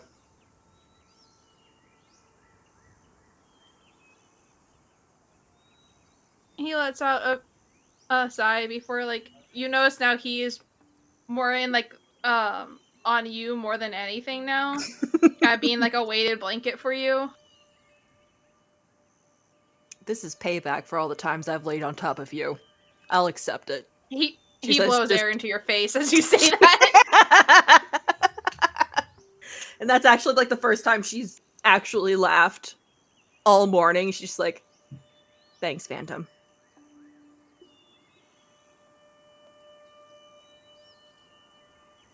He's gonna lay here until you push him off. Alright. She's gonna lay there for like another 30-ish minutes before she's like, okay, nerves aren't so bad now. We should go get something to eat. Although I'm pretty sure breakfast is done. We'll have to go to the kitchen. See if we can get you something delicious too. Maybe they have steak for you. He'll follow behind you to make sure you go to where you're going. Which I think, yeah, if you're laying there for like an extra 30 minutes, you would miss breakfast. So yeah, we'll cut back to the rest of the group real fast to figure out what they're doing. A star is going to a Tasha. library. Study or a library. Aurora. Aurora would have been on her way to Larkspur's room holding a tray of the food that they missed out on. Okay. With a big cup of coffee. Big! Because chances are they need it. Don't forget the cream. Special cream? Hey, 1 second now. What was that? I was doing a deception check to see if Lark could pass as being okay. I rolled an 11. What's your passive insight? Oh, no. Good luck going against Aurora's passive insight. She is a beast. She's at a passive insight, 19. Passive perception, 24. So you see Larkspur walking with Phantom. You remember what they looked like last night. They are still in the same clothes. However, even though Larkspur had stayed asleep, they look absolutely haggard and almost as if they're in, like, not in pain, but recovering from being in pain, if that makes sense. Mm-hmm. My dear, you simply look dreadful. Are you all right? Did you sleep all right? I slept. Aurora kind of gives them a look like, mm-hmm. Is there anything you'd like to talk about? I can lend a listening ear. You do need to eat after all.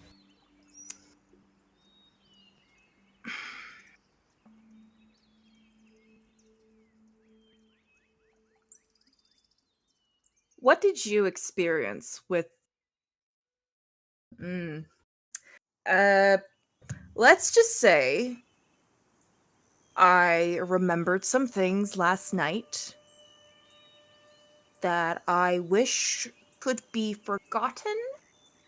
And because of the things I remembered, they are causing some phantom pain.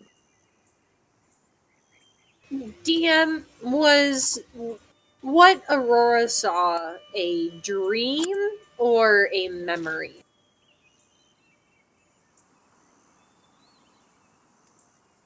I have this. Can you roll me an intelligence check? Sure.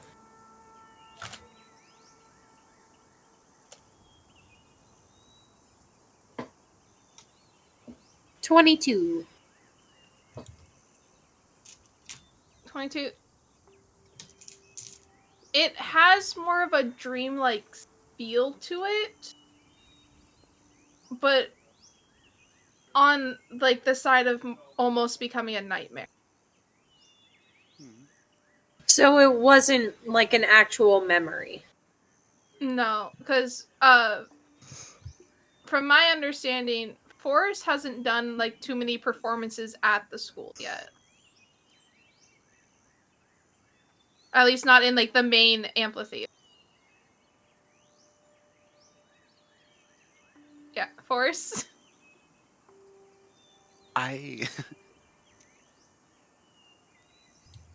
Context, I still need to watch the rest of the session from last. I just got to where the lights started going crazy. Yeah. Yeah, from my understanding, Forrest hasn't done too many in like the main amphitheater, but he has done like smaller performances in like classrooms and such. Yes. Aurora would take the cup of coffee off of the tray, hand it to Larkspur, and say,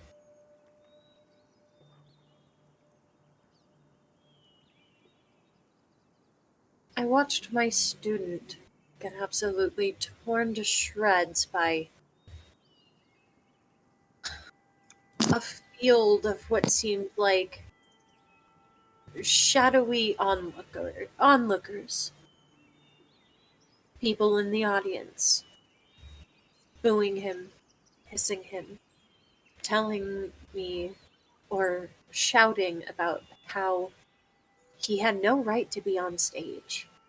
His performances shouldn't even be called that. It infuriated me.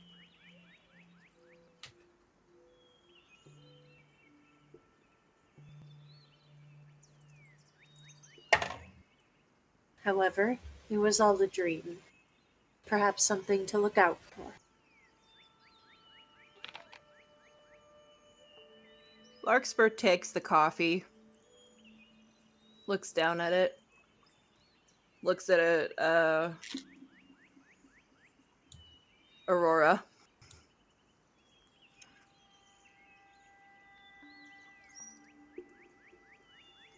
Mine was a two-parter.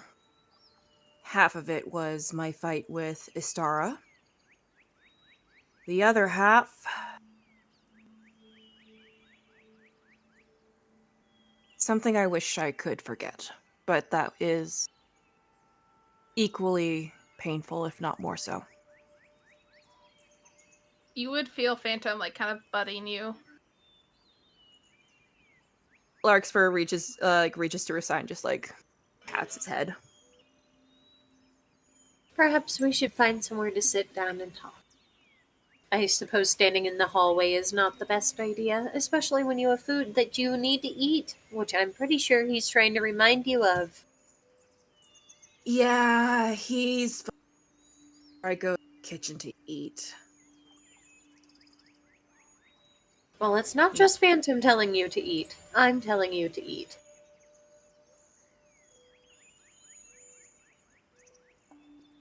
You honestly want to hear about it? Enlighten me. Let's see how lucky you are. Okay, then. I was gonna say, I'll roll a persuasion, and I'll win.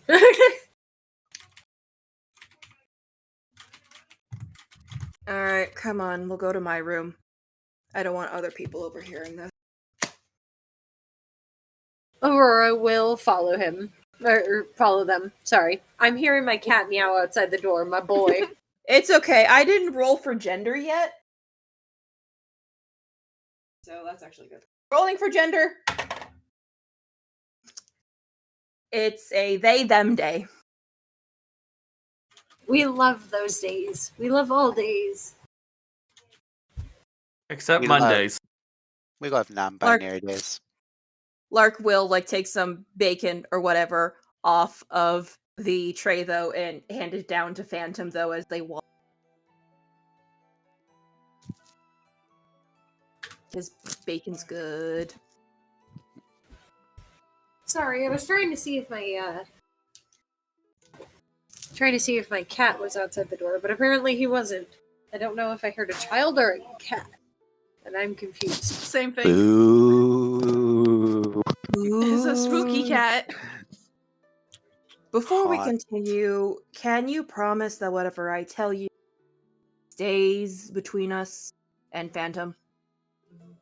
Absolutely, my dear. I'm not the type to spill secrets. Insight check. 24. Against what? Persuasion? If you're trying to persuade me or to save me.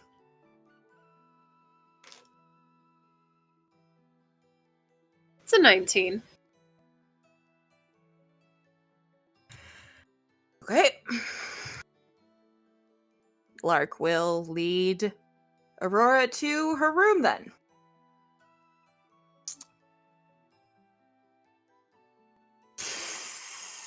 I'm trying to remember.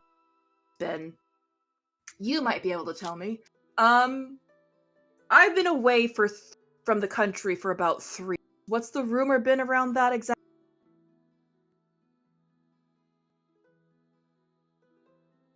Is this being asked to me or to Tori? Yes, this is being asked to. This is Lark asking Aurora.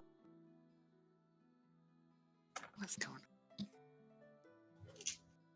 Some felt that you were avoiding duties and taking a vacation, but judging by the look that just crossed your face, that isn't the case at all.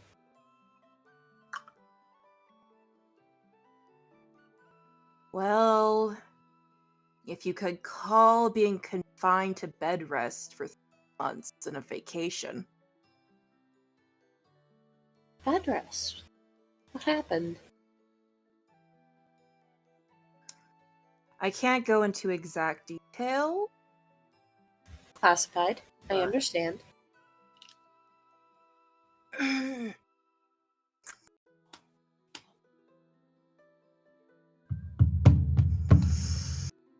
3 months ago, I was attacked.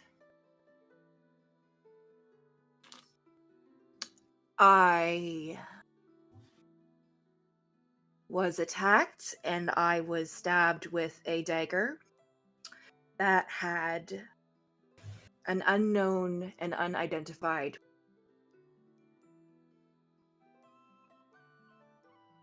Hootzifer had to bring me back to the Wisteria Palace. However, the Wisteria Palace, at that point in time, was still a 4-hour flight away from where I was. So within those 4 hours, poison coursed its way through my entire system, and I was on the verge of death the entire time. Hootzifer literally crash-landed into the courtyard of Wisteria Palace, where Maddie was the first one to spot me. And unfortunately, neither my mother or Queen Lydia had lesser or greater restoration on them. And the castle cleric was currently away on a spiritual mission. So they couldn't do anything about the poison for an additional 4 hours because it was tax season, unfortunately. So we didn't have any spell scrolls for it. Taxes are disgusting. Taxes if it were up to me, I wouldn't pay them. You know, there's someone in my aunt's company that would agree with you fully because he has to deal with all the taxes. He Sarah hates still them has to with a deal with- burning passion. Sarah still, after 30 years, has to deal with the IRS. Yep. Poor there.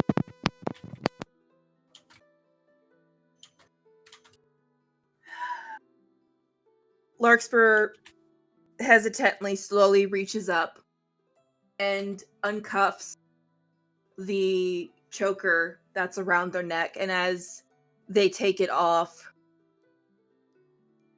she unattunes to her amulet of health, and you see all of the color seem to drain even further from their face as her eyes become slightly more sunken,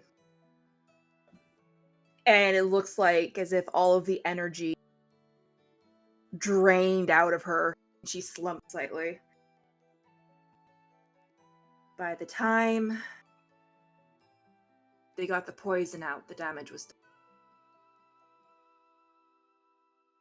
It's run my nervous system has been shot. It affected my muscular system. And between that and the extensive damage that I've been, I wasn't able to move much. It wasn't until the last month I was able to actually get out of bed without.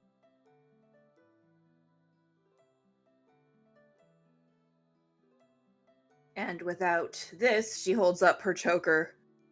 I barely have the energy to get out of bed on an amazing day.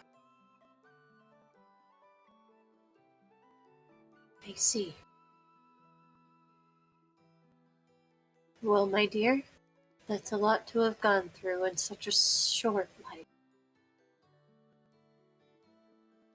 So much has happened to you. I hope things get easier. I truly do. If there's anything my family can do to help, just let us know. Please. You're now Actually, you're the only person outside of my family to have a clearer idea of what's happened. Maddie knows bits and pieces. Phantom knows more than Maddie because he's not going to blab to anybody. She says, just like scratching Phantom's head. He would have just laid down at your guys' feet.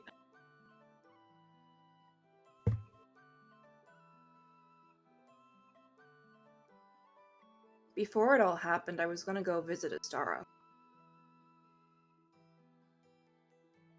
I had this big plan to go visit her in Nymphaeaceae after I finished a job to bury the hatchet, as it were. I had plans for a circlet I was going to make her.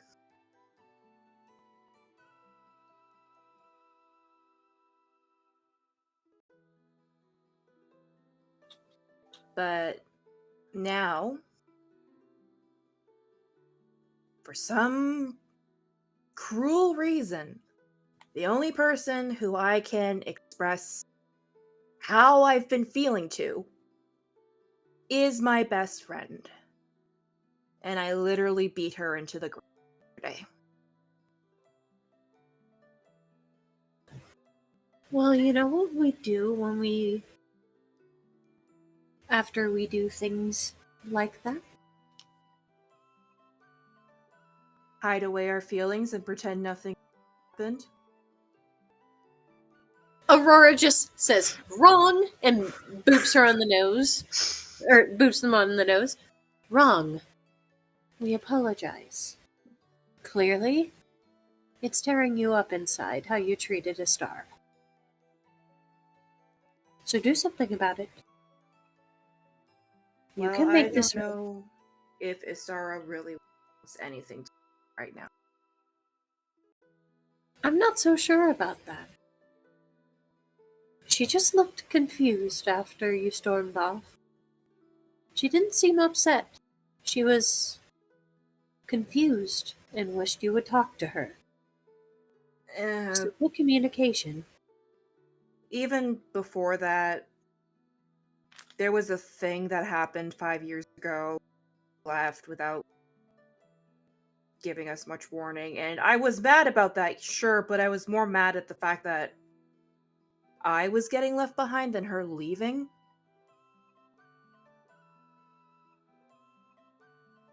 And she never came back to visit. She's my best friend. My only other best friend is Maddie and Phantom. Maddie's human. Therefore, I have, if I'm lucky, 80 more years with him before he dies. How old is Maddie anyway? Maddie's 20, I think. Human years confuse me, really. Aurora thinks to herself for a moment. It's strange. He doesn't carry himself like a normal 20-year-old would. Well, I mean, he Wiser hangs beyond out his with years. elves. He hangs out with elves all the time, so I assume that has to do with it. But like I said, if I'm lucky, I have 80 more years with him before he dies, and then Phantom's dying with him, because Phantom's his animal companion, and animal companions share a lifespan, so then I lose 2 best friends, and me and Astara have been fighting for 5 years, so that means technically I have no friends. Well, remember, that offer is still in the air about becoming friends with my daughter. Possibly more. I'm sure I will take you up on that offer, because like I said, currently it's no friends. I'm not so sure you should say that you have no friends. Again, just a little bit of talking. You have your whole lives ahead of you. Are you going to spend most of your youth bickering with your best friend? Or one of your best friends? Every time I see her, we end up bickering. Maybe it's because there's so much that's not been said. You have feelings. It seems like Astara has her feelings towards everything that happened 5 years ago. Talk about it. If need be, I will be a mediator.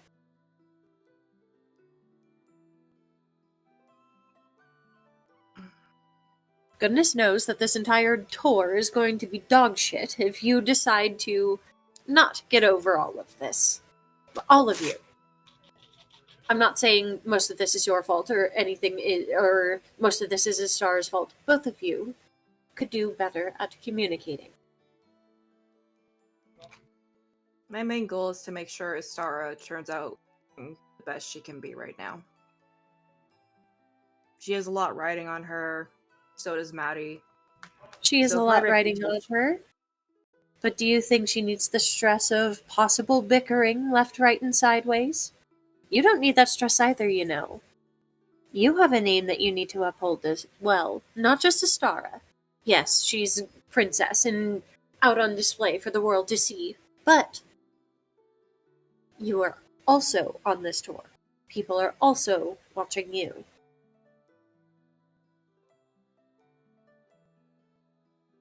Not just Astara matters. Not just Maddie. Not just me. Not just anybody else on this tour. Everyone here matters. Not just one singular person.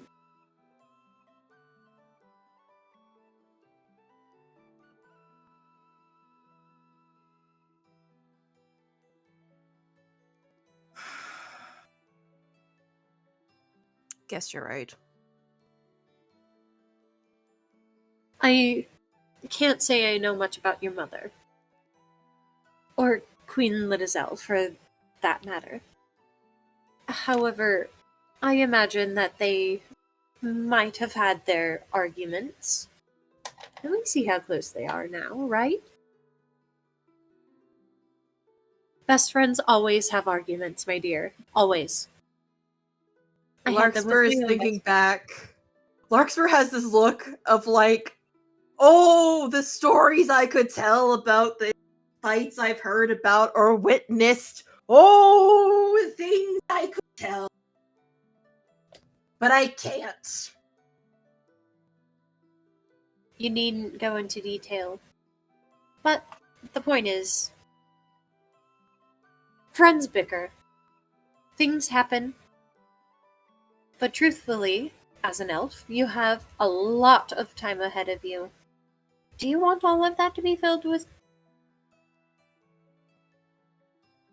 What's the proper word here? Angst? Yes. If you were to ask my little brother, he'd say I was an angst lord. So, maybe. I think Angst Laird fits you better. But that's Laird is beside the good point. too. No. And also, why are we taking advice from our siblings? Anything, calling you an edgelord or anything of the sort? Just Well, don't listen to them. They're he is I think the term is a tween. He's not exactly a teenager, but he's not a child anymore. He's at that really awkward stage where he's like very lanky and thinks he knows everything. He's awkward. He'll be there for a few years. And setting rose bushes on fire. Setting roses. In fairness, in his defense, the Lord had made a rather return about my mother when he thought no one could hear it. Well, you know, defending one's family and defending one's name, one's family name, is quite important. But you shouldn't do something as brash as arson. My mother was very disappointed in him, in the fact that he got caught. I'd be disappointed in my own son if he got caught doing something so stupid. Okay, I'll tell you what. I will make you a deal. I will have a serious, non-fight talk with Astara about all of my feelings if you help me get Astara and Maddie together. That's the funniest thing, my dear. I may or may not have planted those seeds already. You should have heard the comments I made at breakfast. Excellent. I have been working on this plan for a very long time. Like, don't get me wrong, Astara was always a bit on, like, the ace spectrum. But I have always gotten that vibe that if she had to pick somebody, it'd be Maddie. And now that he's like having a chance to get a position, at each other. It's honestly, they think they're being. It's so obvious. It's so fucking obvious. Like, my God. Also, how very sneaky of them, you know. Going out into the gardens that are right outside somebody's bedroom window. Somebody with very good vision. They're not always that clever. In fairness, Astara gets a bit of that from her mom, from what I've heard.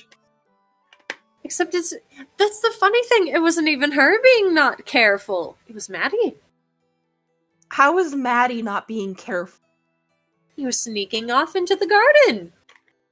Well, that's Maddie. He can get together. Minutes after Astara. Oh, yeah. In fairness, if this was back at the gardens of the castle, that was the first time they've seen each other in like 5 years. Pretty sure it's the first time they've talked to each other, too. I don't know.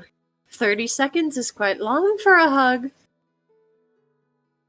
I know, right? It's like they don't want people to know, but it's the castle's worst kept secret.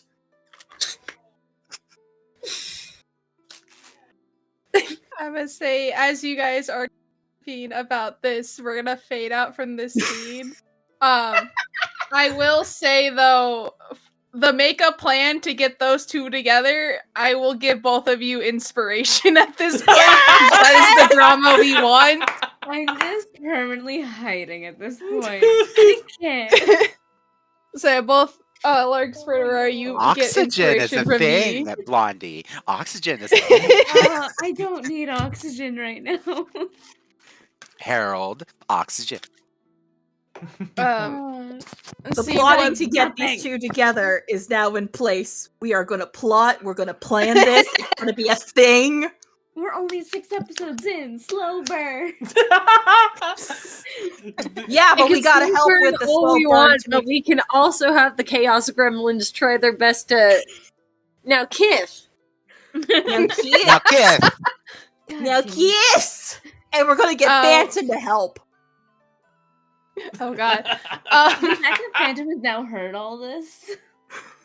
Maddie, you're gonna have an interesting conversation later. Maybe. Who knows if Phantom will even tell him. Fair. What are the other 4 of you guys sort of doing at this time? I would say this is around the time of basically between breakfast and lunch. Although I don't interpret you guys doing a ton today after what happened last night. Forrest is just so confused, like, he can still feel tension, and just thinking, what the hell happened last night?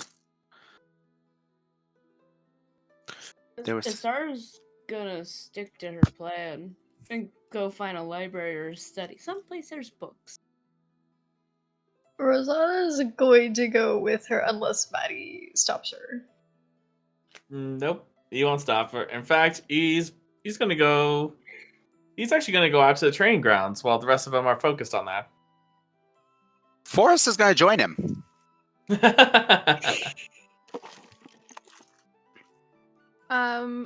Let's say we can go to the library-ish scene real fast. Or at least I'll set that scene for you guys.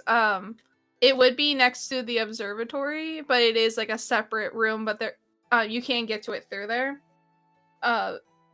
It's not as big as those Styrian palaces, but it does have bookshelves to the roof, essentially, and a couple rows with inside this room as well. DM, I have a question. In the week off that we sent those bellboys and letters to people, have we received those letters back yet, or? I would say if there were any letters that would have been sent before the events of last session, today would be the day you would get them. Okay. If there were some that were sent after, I don't think you would get those responses till either tonight or tomorrow morning. Okay. Asara will probably work on those letters that she sent out.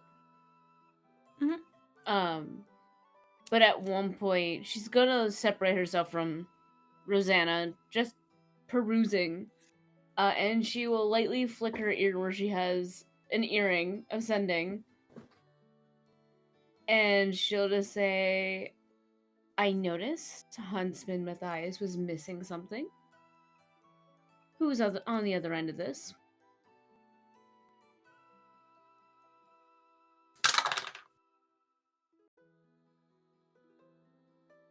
You would hear back in a voice just like, hey, sis. Which one is it? This would be Dearest. Oh. You know, that makes sense, considering I stole this from the Pale Hands originally. You can say we were just taking back our own property. You only took half, smart one. Yeah, because I wanted to talk to you. Why? Why would you want to do such a thing? Check in on what my sister's up to. Maybe if she wasn't paying attention, I'd hear a fun message. Did you hear any fun messages, Terrace? You didn't send any through here. I know. Because, sorry, I've been vomiting in carriages and dealing with princess things. You haven't gotten over that? No. It's not as bad with the spiders in Nymphaeaceae, but horses is a whole different thing. I think the smoothest is with the legs. They do have more stability.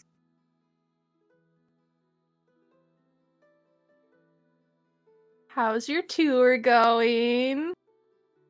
Only at the first stop and our hosts aren't even here. I fought Lark. They're not there at all? Oh, their kids are. And some of their staff. Fought Lark on the training ground. You hear, there's just a pause. Like, there's no response for a bit. Mm-hmm. Did you win? No. Well, shit, Well, dude. I thought you were trained this whole time. I was winning, but something felt wrong, so I stopped, and so I let her hit me, and then I lost my momentum, and then she fucking tied me up and pummeled me into the ground. Good for her. I am offended. They've been having a rough time, dude. Like, I'm glad to see that they can at least still deal a punch or something. Was the fact that it's you, it's a little sweet. So it's a little sweet that they can still deal a punch. Do you not know what happened? Clearly not, Dearest. Do I sound like I know what's happening? This is not my story to tell. Yeah, well, we're not talking currently, so... Because she beat you? No, I would love to talk to her about that, but she just walked off.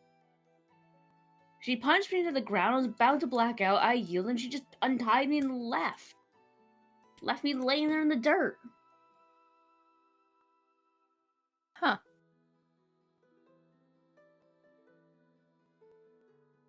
Maybe I need to write a letter to Lark and see what's up with that. Maybe, because she didn't even come to breakfast this morning. I was gonna write her a letter, but if you want to write her a letter, be my guest. I'm pretty sure my letter will get thrown in the fireplace. Just talk to her. You're literally in the same space as her.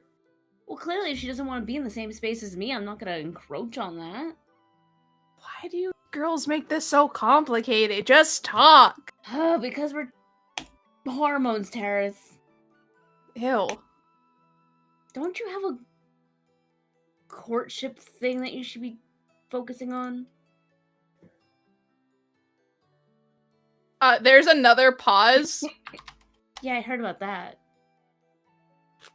Like, when you say you heard about that, do you mean right now, or... What do you mean right now? Never mind, don't worry about it. Go talk to Larkspur. No, I'm gonna go read a book and maybe message Aunt Umiko. There's no response. Yeah, no, she's kind of in the line, just like, God damn it. I'm gonna send a quick sending to my Aunt Umiko. 25 words. So sorry, DM, you have to do this. Dice. There it is. Where is my note? Hey, Aunt Umiko. Might be entering a boxing tournament? Any last minute tips? I miss you. Tell the rest of the Dumb Luck Club I say hi. That's just by the end of my sending. You do get a response back. Hell yeah. Why are you fighting someone?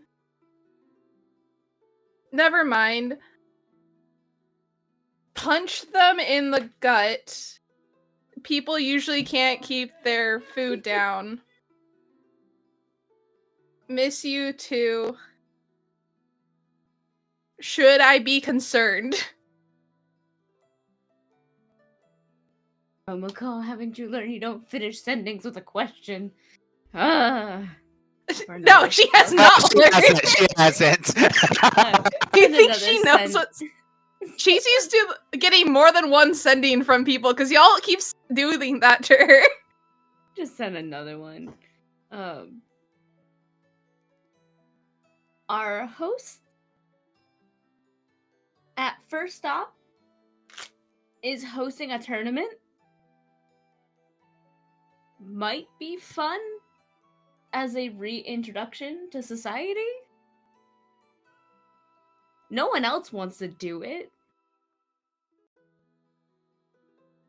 That's the end. You get a response. Hit them hard. Hit them fast. Don't be a prissy princess.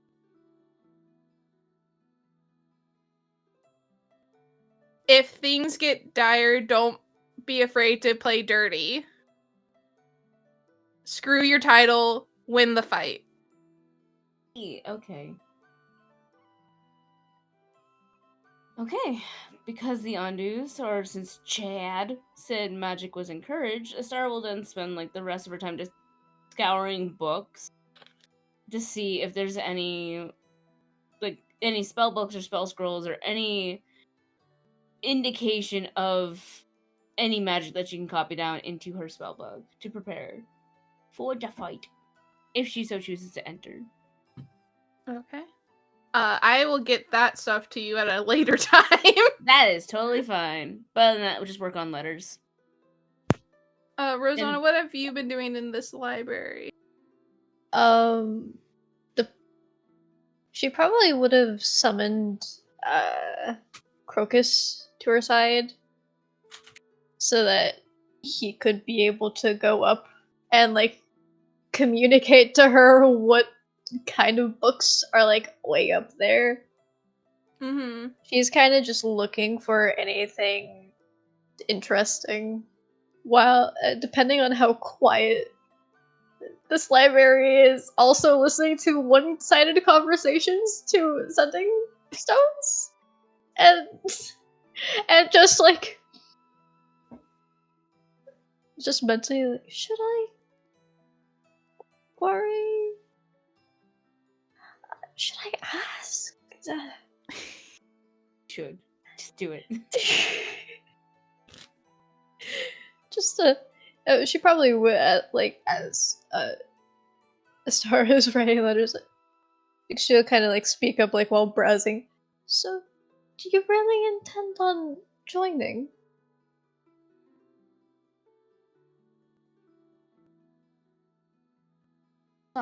The thought crossed my mind. If magic is encouraged, who says anything about actually throwing an actual punch? True. I would be concerned about it being seen as foul play, but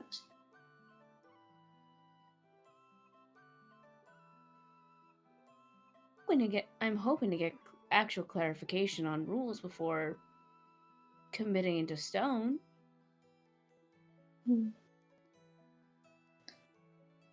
Considering my duel with Sir Chadwick III, I worry about my reputation a little too much.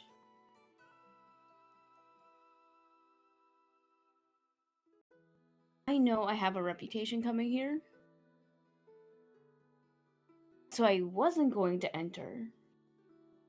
But then I suddenly remembered something that my mother told me from her childhood, and it might be smarter for me to enter. My mother wasn't always meant to be queen. My uncle was supposed to. My uncle was supposed to be king, and then my mother was training with my grandfather in swordplay to be a general. But when the assassination happened, all that went out the window and plans got rearranged. So, as my mother's second child and my oldest brother becoming king, might be smart to repeat history in a way.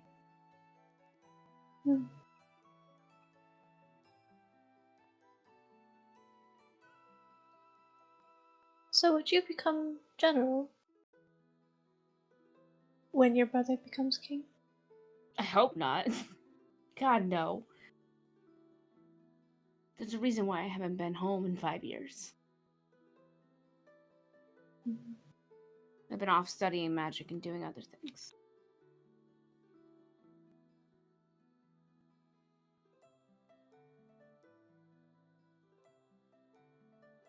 I'm glad that you are doing alright.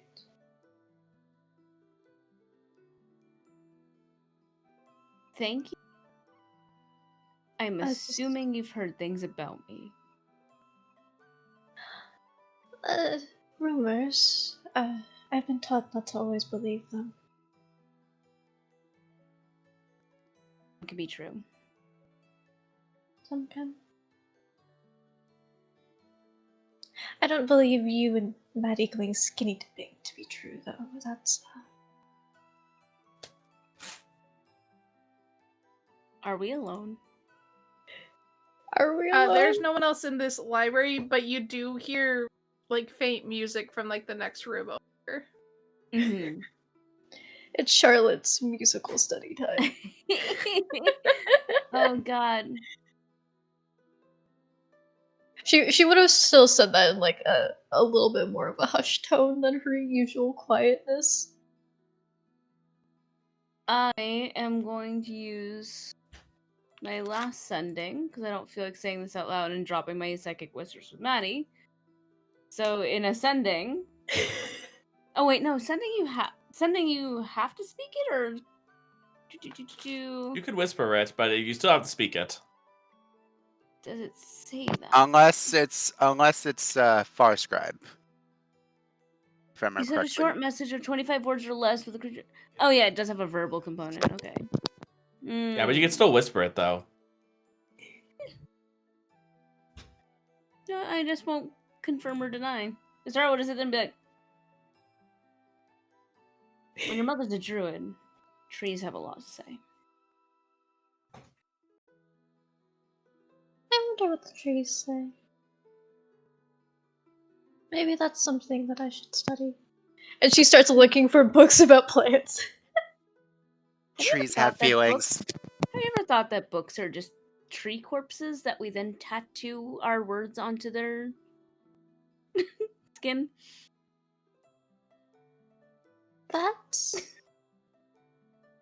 is a... It's funny you Too say dark. Too dark. That's just something I've been asked before. Who is this person and why do I suddenly need to meet them? Okay. Oh, this my friend Lenore. Her whole family, they dabble in the macabre. So, hearing little off comments like that is...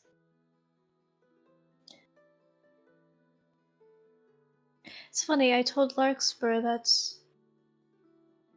watching you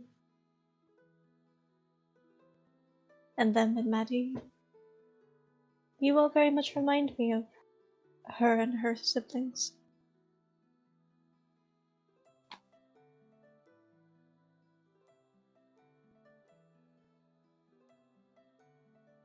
I mean,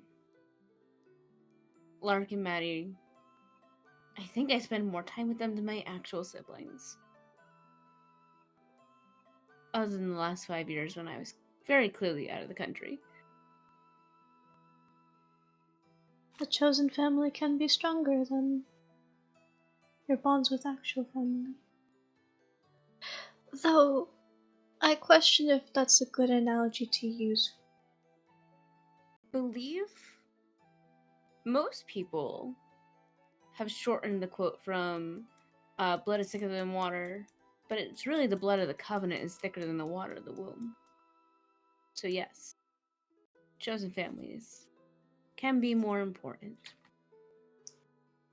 Oh, no, I more say that considering you and Matty.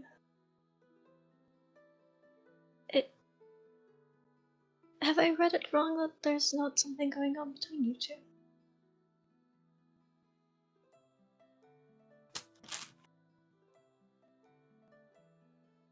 You do not need to answer. I am overstepping. I'm sorry. Apparently, I am not the sneakiest rogue in my family. Noted. What's it like?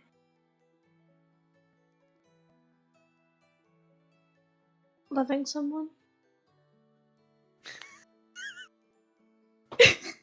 Ow! I'm not even sure if I have a decent enough answer to explain that to you.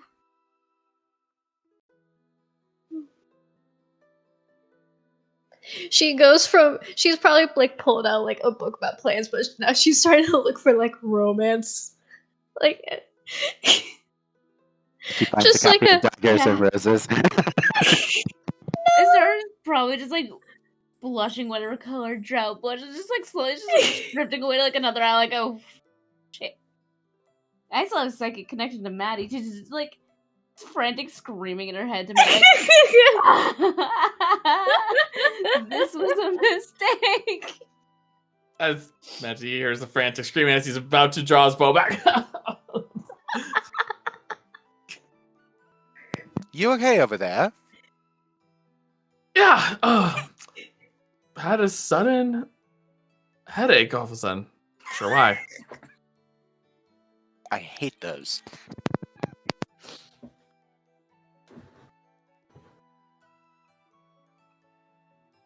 I was like, we can go over to the boys now at this Sure. point. So Maddie himself would have been like at the archery sort of range practice, whatever they had set up for that. Mm-hmm. I think that'd be adjacent to the to the training grounds. Mm-hmm. But you would notice that Chadwick is not there today. Mm-hmm. So Maddie's just practicing his archery just like before, just kind of finding some sort of familiarity with that and like doing an activity that kind of helps his mind be a bit more clear. And Forrest, you can. No, go ahead.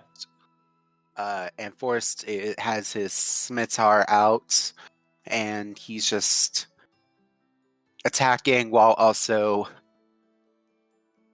So the way he fights, it's like a performance, just like his teacher. Like he attacks, and then he's just like 1, 2, 3, bam! 1, 2, 3, bam! It's like a dance.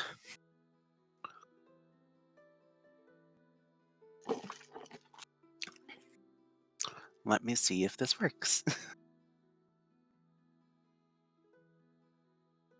This one. That.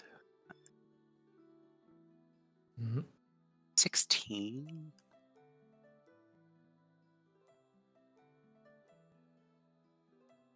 I think a 16 would hit a target. Okay.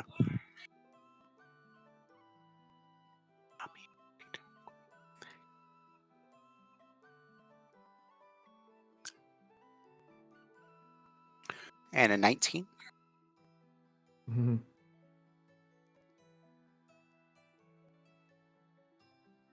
Yeah, I think you guys are getting like consistent with your hits across the targets. Mm-hmm.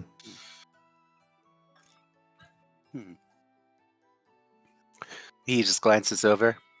You really are an excellent shot over there, Maddie. I've been shooting since I was able to carry a bow.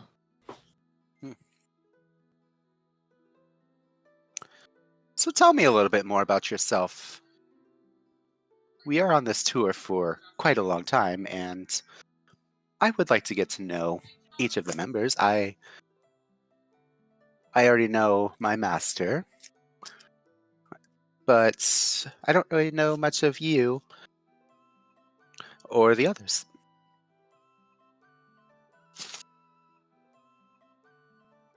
Well, out of everyone, you could say that I'm used to being seen and not heard.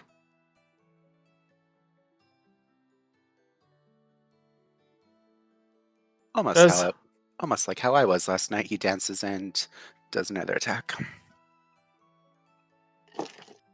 Well, perhaps, but before this, I was just a servant.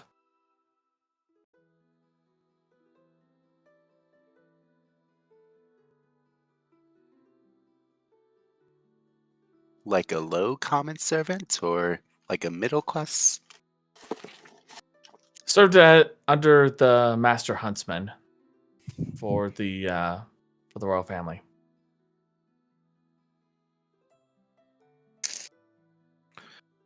Would I have known who that was, DM? Roll me history. You got it. That's a 22. You would have heard about Hagmar before, to the point where he actually did show up one time to the school, some event, but you guys didn't actually cross paths. Oh, you trained under Hagmar? Not exactly trained, more worked under him. Oh, I see. It's purely because, well, it's the same as if you're working for someone who owns a business in a way. And then they have their masters as well. In a book I read, those would be called managers. Essentially, that's the closest thing to describe him, I would say. I see.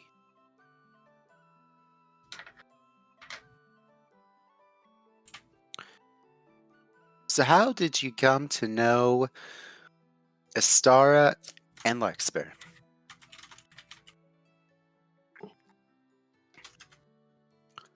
He holds his position for Zero for a little bit longer before releasing it.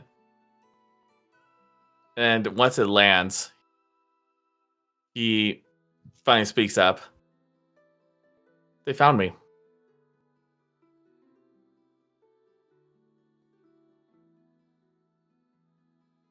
What do you mean they found you? Exactly that. They found me. I had spent really my whole life living in the forests of Azuria.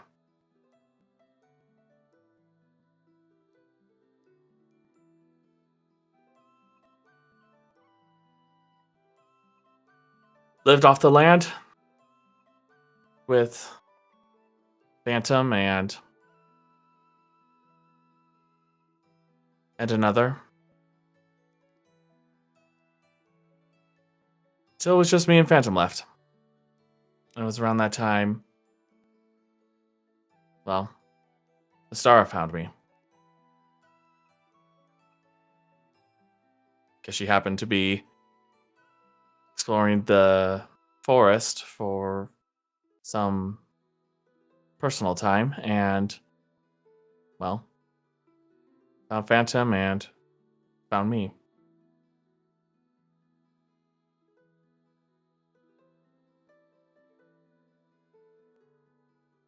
So besides, have you ever besides the palace, have you ever, and under Hagamore, have you ever truly had a home to call your own?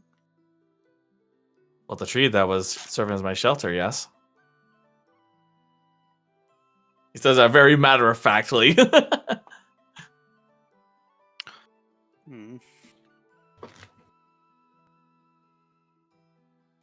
Well, you no longer have to live in any forests.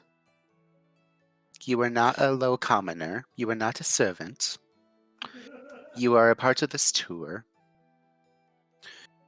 And I know you will do great things with this tour. Just like I hope I do as well.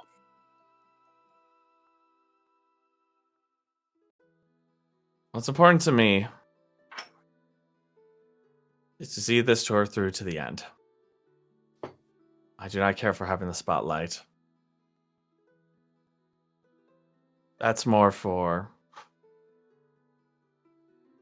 those much more deserving.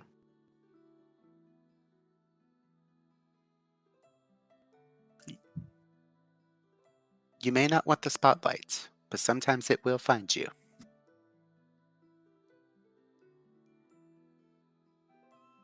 You say you may not be deserving of it. But everyone has a shining light inside each and every one of them.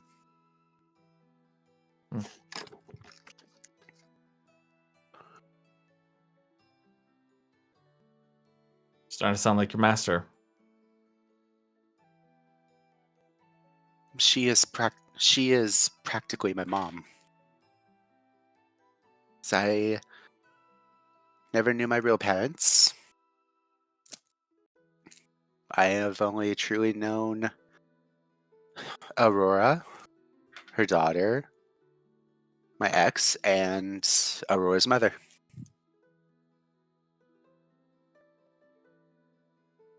With all due respect, if I may speak plainly.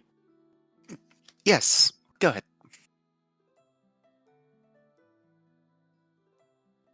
You're really hung up on someone that seemed that, from what I'm gathering, seemed to drop you. As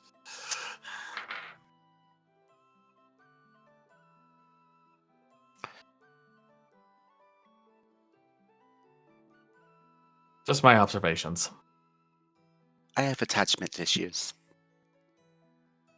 Because he was truly my one and only best friend at that school. My type of performing was not seen keen to others at that school. Only a few. Aurora, her daughter, her mom, and my ex were the only ones that were keen to my performances. Everyone else called it disgusting. If I may add, you would have known Aurora's son, too. That's what... Aurora's children, that's what I meant. Everyone else would find it disgusting.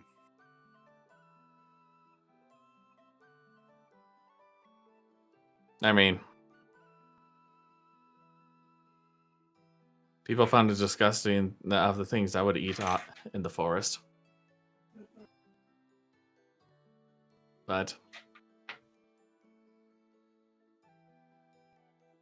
did that stop me because of pure nights?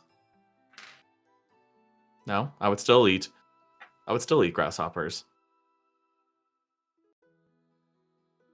If you cook them right, they actually do taste pretty good. If you have the right spices too. Sometimes you don't even have that luxury. You just grab them and eat them. Especially if you are hunting. You want to scare them away with smoke. That's fair. But the way I see it,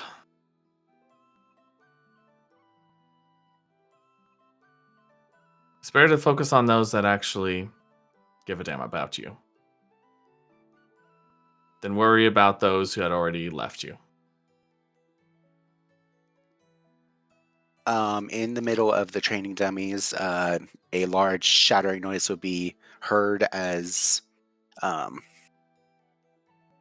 Forest cast Shatter in the middle of the dummies.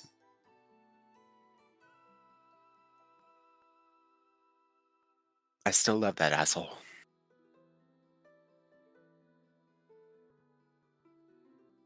I always will. Then you will never move forward or find someone new to love. And he just lets go of the bowstring once more.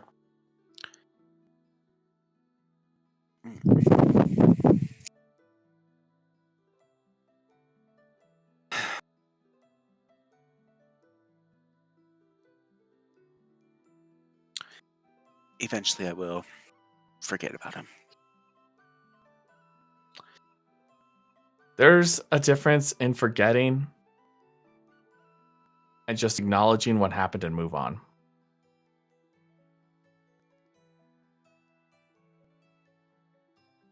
Eventually, we all have to, the words of the bards, face the music.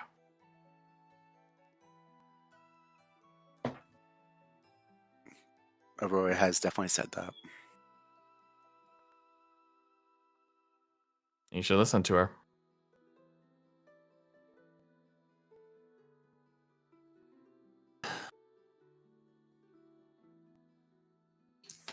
I know.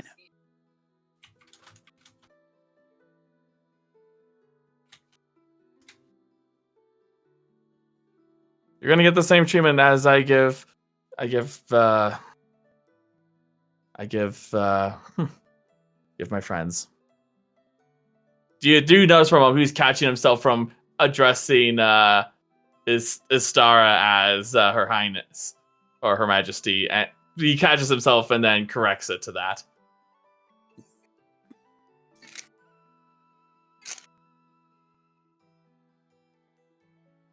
Who knows? Maybe I might meet someone on this tour.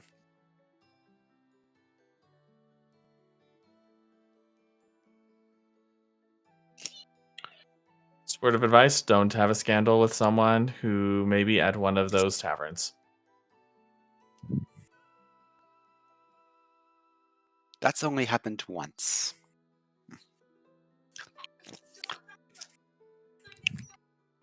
Hopefully it's only once, because I've heard some people can get nasty diseases. I just heard the DM in the background. That is what greater restoration is for. He just looks back. Be careful. But and as he draws back the bowstring one more time, he says, "Be careful, or they might end up gaining immunity to that." And then just lets go of the bowstring. He just lets out a chuckle. Are you okay, Tori? I'm a fade out from this scene. God, boys will be boys. Rosanna asking asking fucking Astara in the library, what's it like to be in love? And then there's just Maddie and Forrest out on the train. Maddie's just basically saying, wear protection or you'll get STDs. Oh my god. Oh my! And then also like Lark and Phantom and Aurora we're gonna get Maddie to start again. God fucking damn it, y'all. So I imagine that the rest of the day is very low maintenance, just general promenade around the castle, or not castle, the estate, stuff like that. Very low energy from you all. So unless you have anything specific, I'm gonna be moving on to the next thing. I would say after lunch. Hold up. Harold also has his hand up. Oh. So Yeah, I saw orders. So Paulina, then Harold, then Dusty. Lark's gonna kidnap Istara after lunch. Okay. Cool. Okay.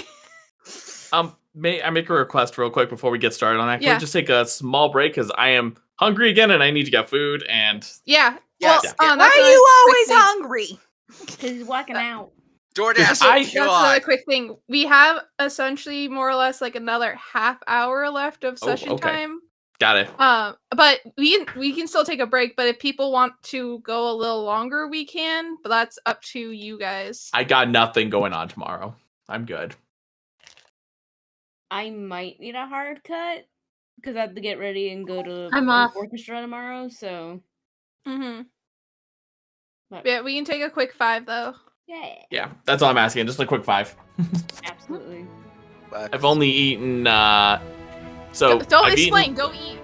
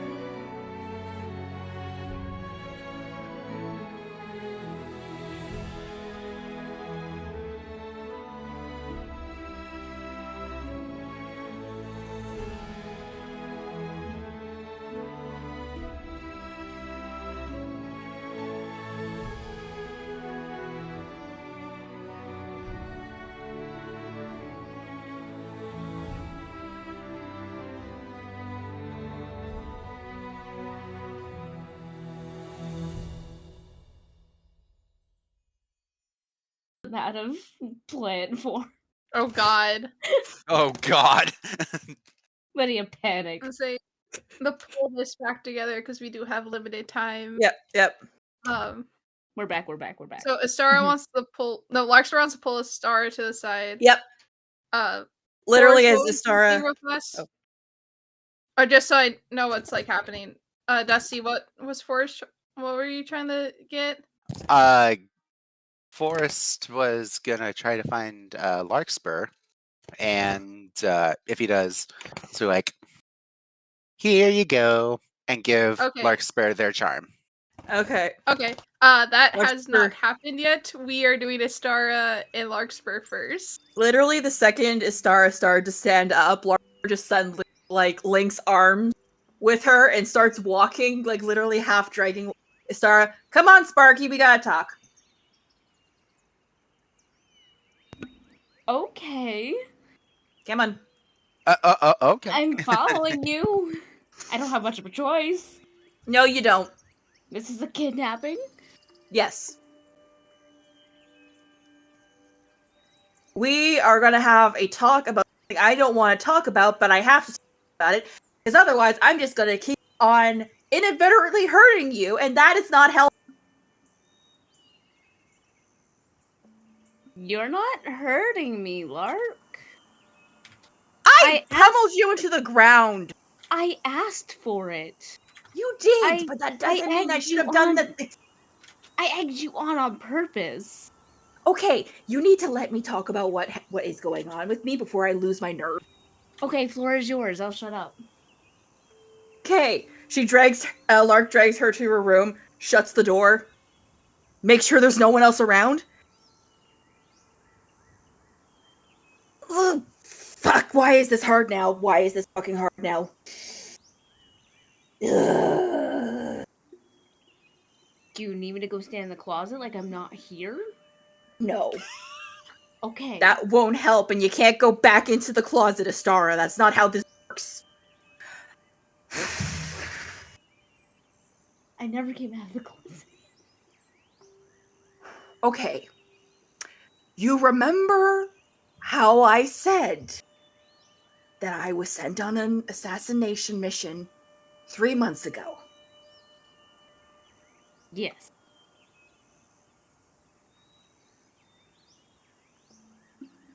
Oh, fuck. You fucked on the mission? That's not surprising. Yes and no.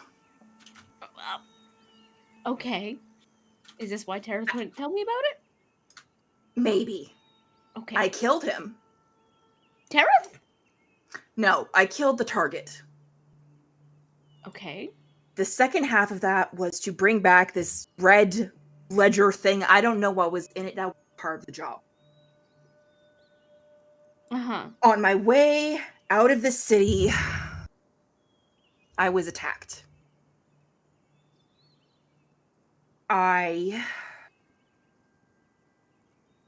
Oh, okay, this is just easier. She takes off the pendant and unattunes to the amulet again. And Astar, you just see Lark suddenly, their skin goes gaunt.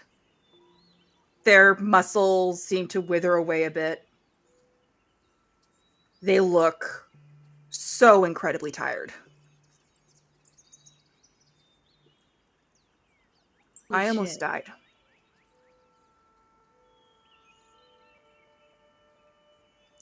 They left me for dead in the alleyway. If it wasn't for the fact I called Hootzifer, I probably would have been. It took him 4 hours to get me back to the palace, where he literally crash landed in the middle of the courtyard. Maddie and Phantom were the one that found me. Your mom had already used her greater restoration to get your brother out of plant form. Navrin was on a spiritual retreat, and you know my mother has been much of a healer. The poison was in my system for almost 9 hours before they got it out.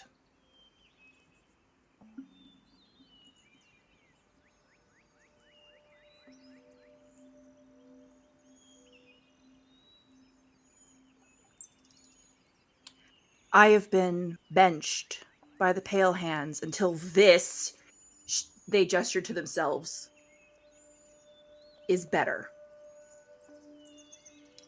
And I have been on bed rest for the last 2.5 months. When I fought you, that was the first time I've actually used dart in combat since the event.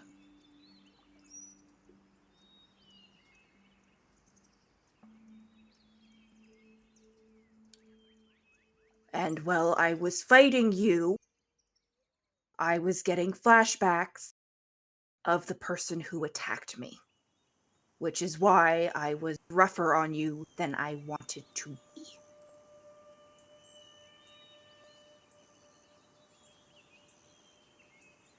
You should have said no to fighting me, Lark. You egged me on! You know I can't back. Okay, but Lark okay, you know I can't back down from a challenge. Own safety, you will. You should. Well, I'm sorry. When someone tells me I'm not in the right headspace, I kind of get a bit agitated. No offense, you couldn't hit me for shit. And now I see why. What the fuck? The pendant only makes it so that my overall energy and constitution is better. It can't help my strength, unfortunately. And since I was pretty much glued to my bed for the last 2.5 months, that didn't help.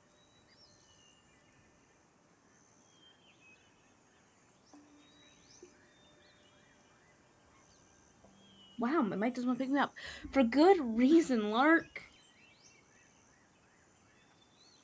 You almost died. Yeah.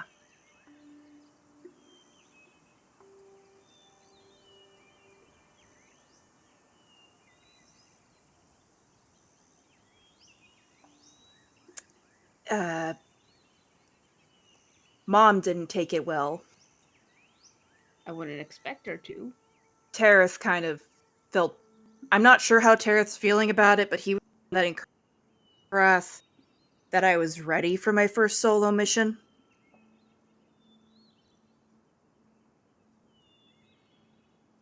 And with what attacked me, it kind of is putting a sour taste in everyone's mouth.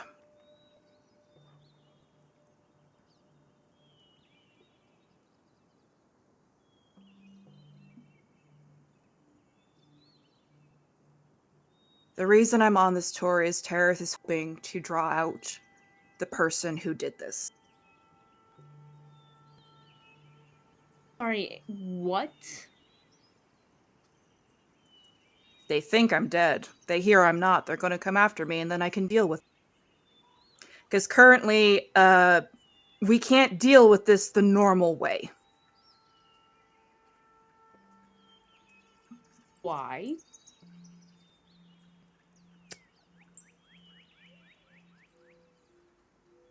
Because the person that did this is a part of another Drow family. Do I need to contact Enrec and start an investigation and go... Because if they... We don't have enough proof to know if it was intentional. Supposedly, a separate person contacted this family for the same target and the same red ledger. That was why I was attacked, because I had the ledger on me.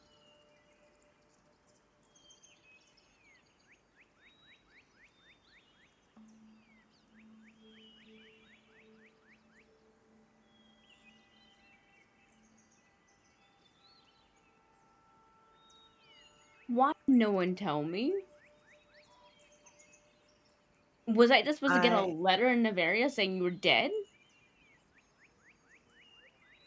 I asked them not to tell you.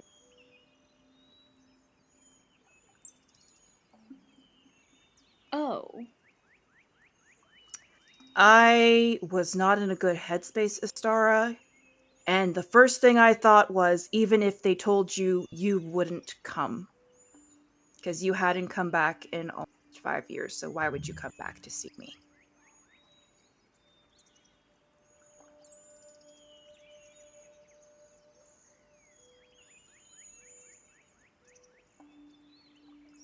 Lark goes into their bag and starts taking out some sketches that have different circlet designs on them. And on top of each of them, it says Istara circlet draft and then a number. I was going to go see you before it all happened to bury the hatchet, but then this happened, and then things, and when it happened, I was mad at everyone and everything. I unfortunately did think not so great things. Maddie doesn't even know the full story. All Maddie knows is I was attacked while on a job. He doesn't know what the job was. He doesn't know who attacked me. The only people who know who attacked me are Pale Hand members. And even then, that's only because I told your mom and dad and Terrace. And I told them they could tell the others. By extension, that means my mom knows, because you know my mom. She's basically a... She's basically a member, but she's not. Yes. Yeah. So I'm going to tell you something about the attack, and you're not going to do anything reckless, because So my mom already threatened to do. I can't do the dust magic thing. I don't think you can, because like I said, we don't have proof if this was intentional or not. You'd be but I'm going to surprised ask you.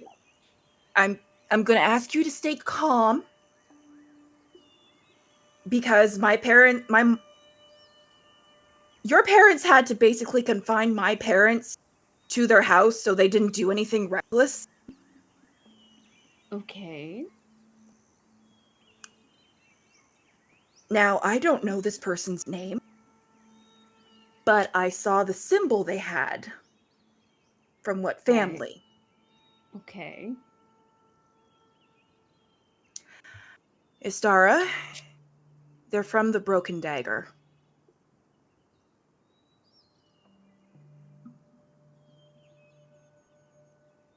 Lark, you are definitely going to start smelling the smell of, like, burnt ozone. Like, lightning is in the air, and just like, I am calm. You are not. I am calm. You are not. It only smells like burnt ozone when you're not.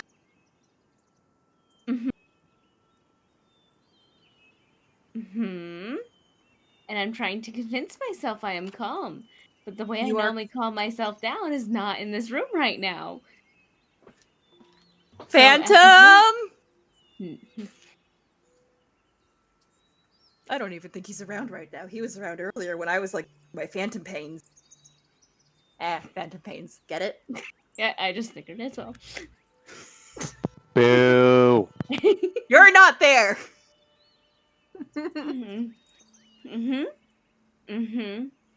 You're going through all the same emotions that all the other pale hands went through.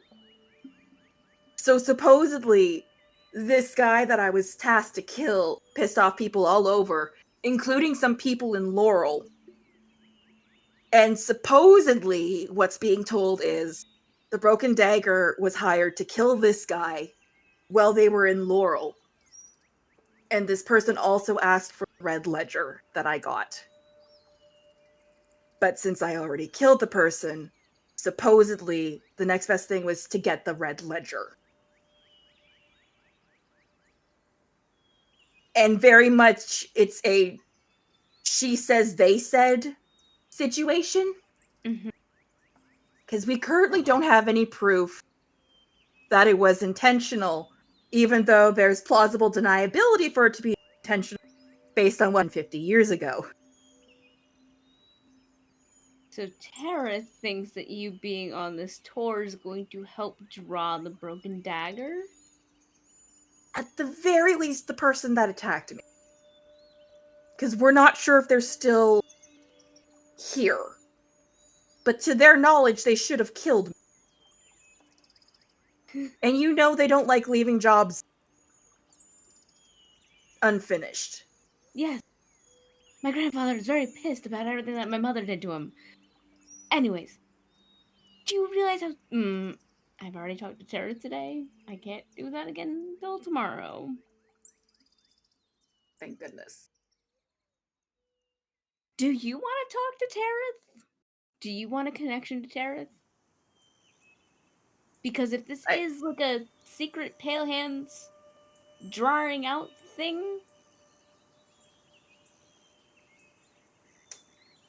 I don't need to talk to him right now. Okay. Because I technically have Pale Hands equipment on my body. Why do you have Pale Hands equipment on? Sticky fingers. I thought you solved that when you went to Nymphaeaceae. Technically, I got this before I went to Nymphaeaceae.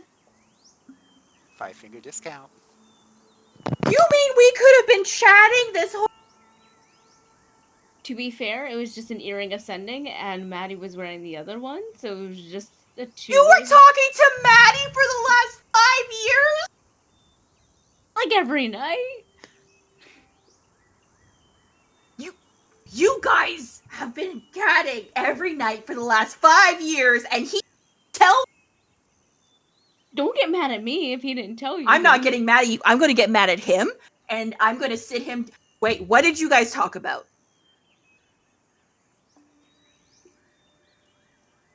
Work, and I would mainly contact him after I got home. And Insight check. I would read to him. 24. I don't know what I'm rolling. Persuasion or deception? Oh my god. Where are my stats? Or what is it, persuasion or deception? yeah, depending on what you're trying to say.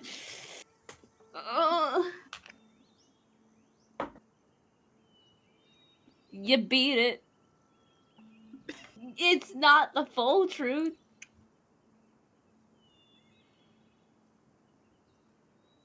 Sparky. Larky. Liars don't keep secrets from each other.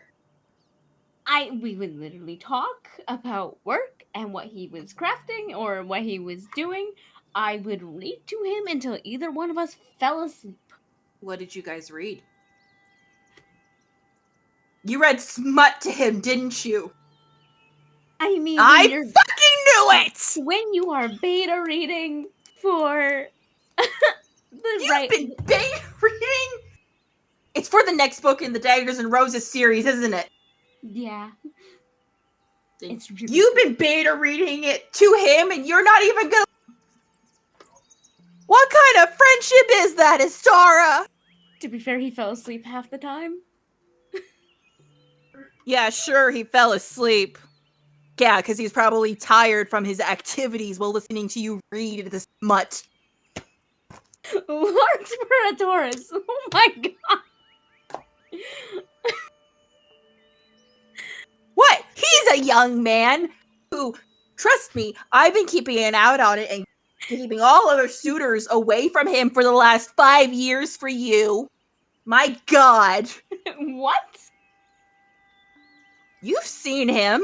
There are some of the waitstaff or some of the maids in the castle that think he's dreaming. I've had to tell them that no, he has a secret love affair with somebody, but I have to keep it on the down low so others don't know about it. So none of them would try and sweep him away from you. Is this why I'm getting notices from my parents saying that I'm involved in some rumors and scandals about activities? Okay, in fairness, I never dropped your name. I just said that he had feelings for someone else, but they sadly weren't around as much as they should be. But he was pining for them, which I'm not wrong about. I was about to say, but does he really?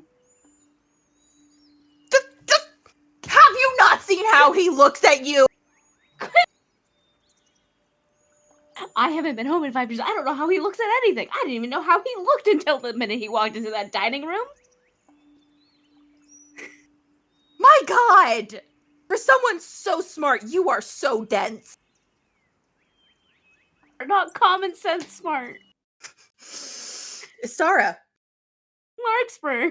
Normal men who don't have feelings for people don't volunteer to hold your hair out of your face when you're barfing in a carriage. Technically, he's a servant, so that's his job.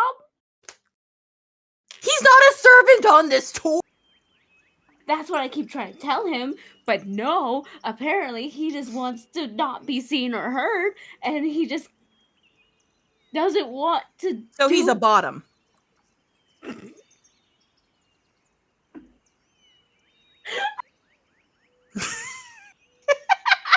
What the hell is happening? I just want to say, there is a reason I rolled a stealth check. I assume they're still in Larkspur's room. Yes. You hear a thought outside the door. Hold on, let me check something. Yeah, let me see if our Lark heard that. Well, no, that's my passive's way higher. I'm just trying to see Ken psionic attacks. I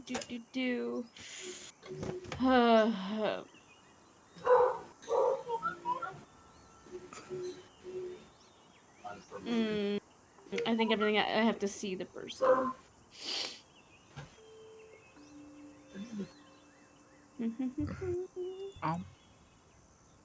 Yeah. This conversation has pivoted so fast. It was so over dramatic with I am dying. Okay, now he's a bottom. Oh my. Girl talk. Larkspur's trying not to focus on their trauma. It makes sense. They have been too vulnerable today. They need to have girl talk and have friendship talk about weird shit with their best friend. Aurora was trying to go back to her room, but she tripped. After she hears them getting louder, okay, so he's a bottom. And that's when Aurora actually tripped and ate shit. She was so taken aback by this. Yeah, this is also probably the first time you're hearing like Astar like openly converse, because she's been so quiet and awkward this whole time. But hearing that Astar's probably gonna like shoot a glance at like Lark and immediately like stand up from wherever she's sitting and like get to the door to like throw it open and just see Aurora just like literally she's trying to like gather herself, but she is laughing. She's wiping tears off her face. She is. I'm sorry, I couldn't help but overhear I'm glad you two are talking, she says as she peeks into the room, winks at Larkspur, and walks to her room. This conversation does not leave this room. I was already through that gist earlier, my dear. Okay. And like Astar's just gonna like awkwardly close the door and just like, what? I didn't want to come on this door in the first place. This was a deal I made with my father, Lark. Yeah, I know. The first time you come back is because you pissed off your boss and you told on you to your dad. That didn't help my mood either, I'm sorry.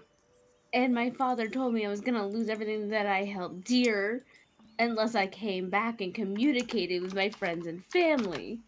Well, I mean, he's not wrong.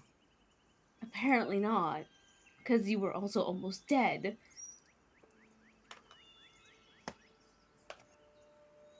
But I'm not now. Well...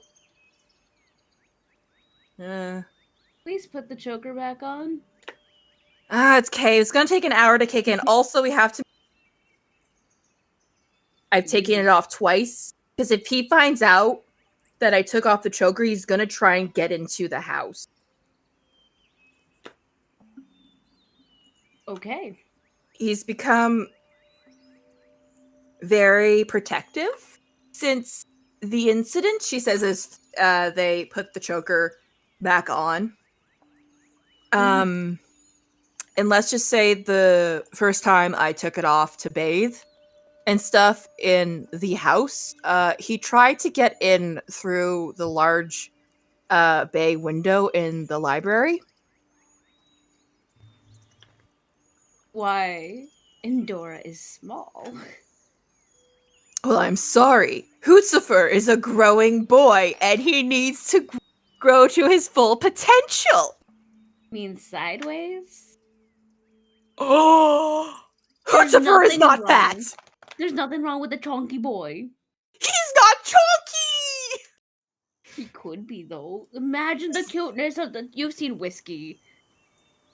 I have seen Whiskey. Chonk. I have seen Whiskey's actually gained weight since the time he's. He's even chunkier. He's even chunkier. He's like a little sausage. Okay. Did you get what you needed to say off your chest, at least?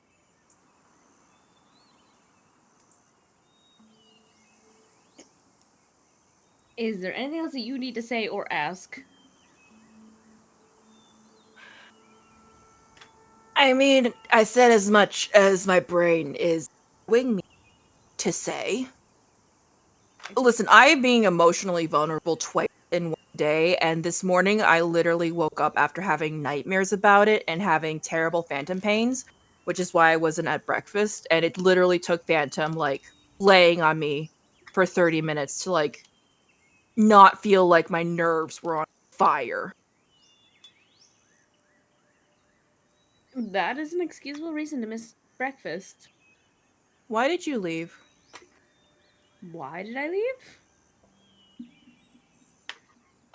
Listen, I know you left to go join the Dusk Magi and to become this cool, like, drow cop or whatever it is, but you literally left and you told us like an hour beforehand that you were leaving. To be Astara, fair, you plan everything to like the last decimal. Like you plan surprise parties with like 50 different things that could possibly happen. to be fair, as soon as I finished my trial, Enric only gave me 5 days to make my decision, and apparently I spent 3 days unconscious. What? Why were you unconscious for 3 days? Apparently just the stress of the preparation and the actual trial itself, and the unlocking of all of my psionic brain stuff happened during that trial. How much of my trial do you actually know, Lark? I don't know. You suddenly went and did this thing I didn't see for like a couple of weeks. I was told it was similar to shenanigans and stuff. I figured it was similar to when I was making my weapon. 3 So weeks because I was in the forge. Instead of making a weapon, because I had expressed interest in what Enric was doing with the Dust Magi, he basically gave me a mock scenario where he then kidnapped Maddie and used him as bait for me to rescue him. Huh. Mm-hmm. I spent those 3 days unconscious on top of Maddie, making sure he didn't disappear on me again. I see that face. His lap is a very nice pillow. That was not the right phrase to say. Around you. So was it just your head there, or were you also sitting? It was 3 days of unconsciousness. I think I maybe woke up occasionally to go to the bathroom, but I don't remember anything. Okay. So My that mom still probably left you brought with him snacks. So that still left you though with 2 days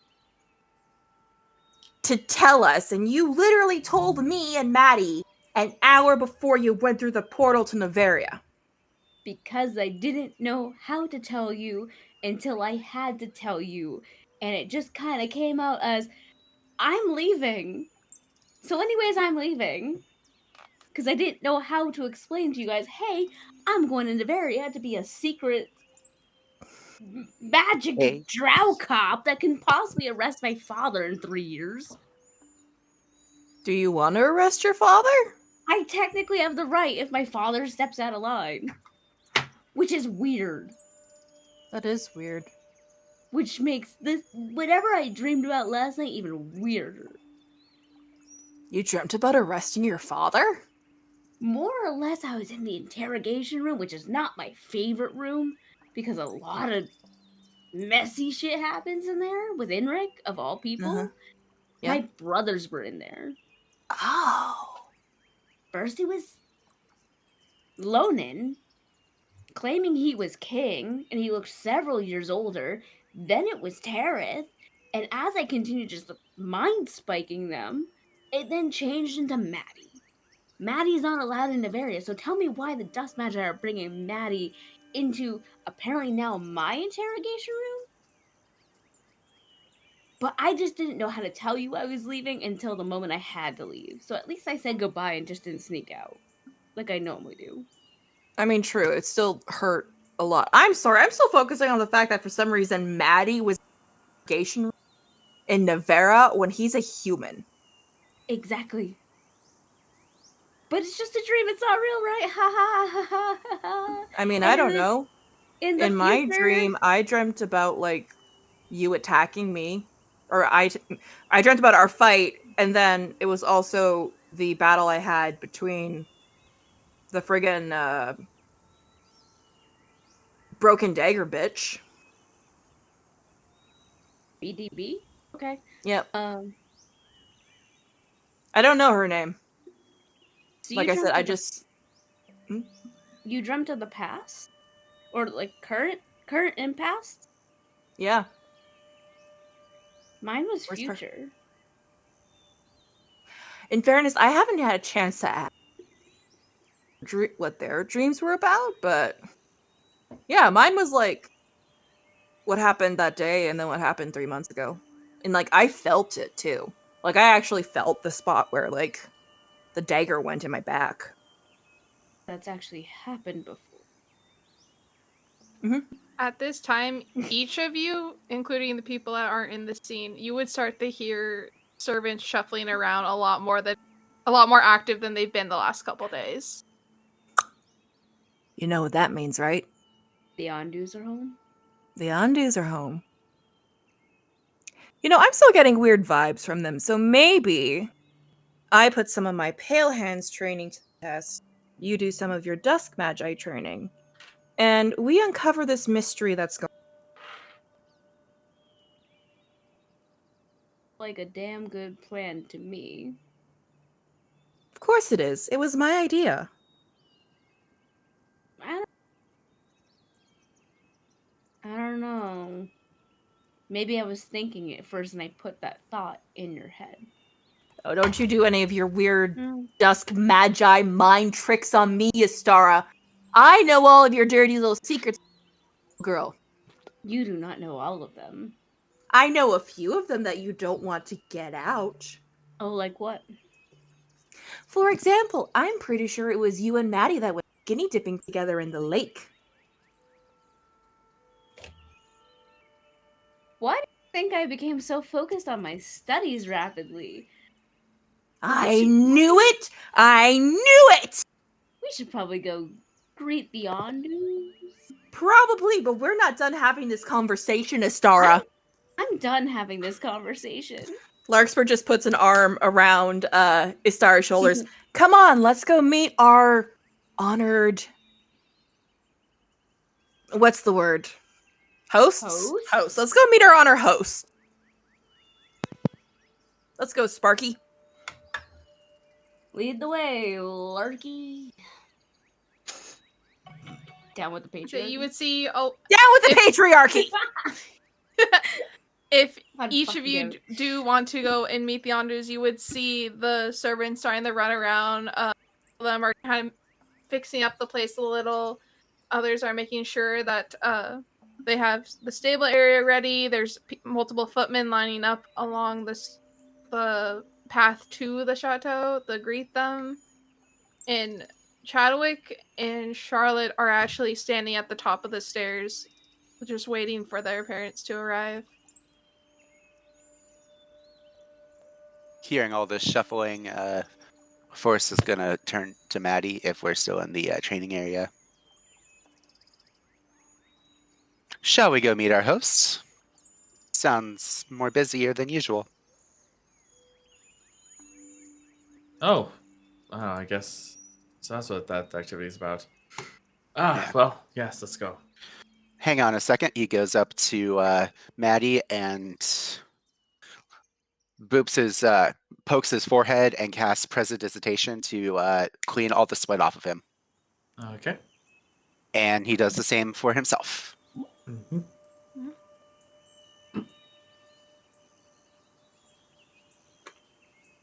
Hearing commotion, Rosanna would, with Crocus kind of on her shoulders, she would kind of go out and be like, "Where is everyone? What's going on? Is it time already?"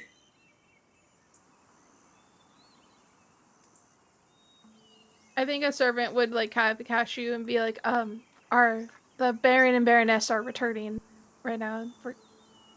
If you would like to introduce yourself. Ah, so it is time. Thank you. And she would, I don't know, she would put a mage hand all the books away.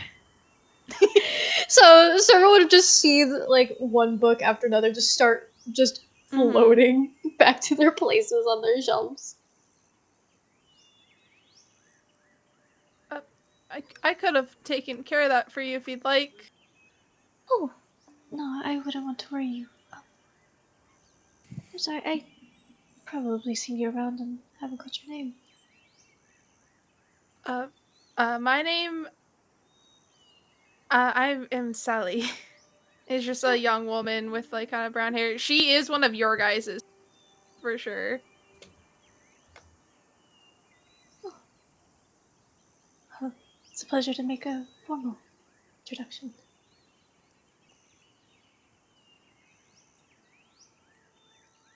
Can I escort you over? Oh, yes, please. I still haven't quite gotten the layout of the building. If you'll follow me, as she begins to lead you over. Aurora, are you also coming out to meet the Andus? Tasha, maybe? You're muted. I think she's having a conversation. Okay, so let's go. Yes. Just asking if you're also going to be joining everyone to meet the Andus, because the Baron and Baroness are on their way back. Since she had gone back to her room, she's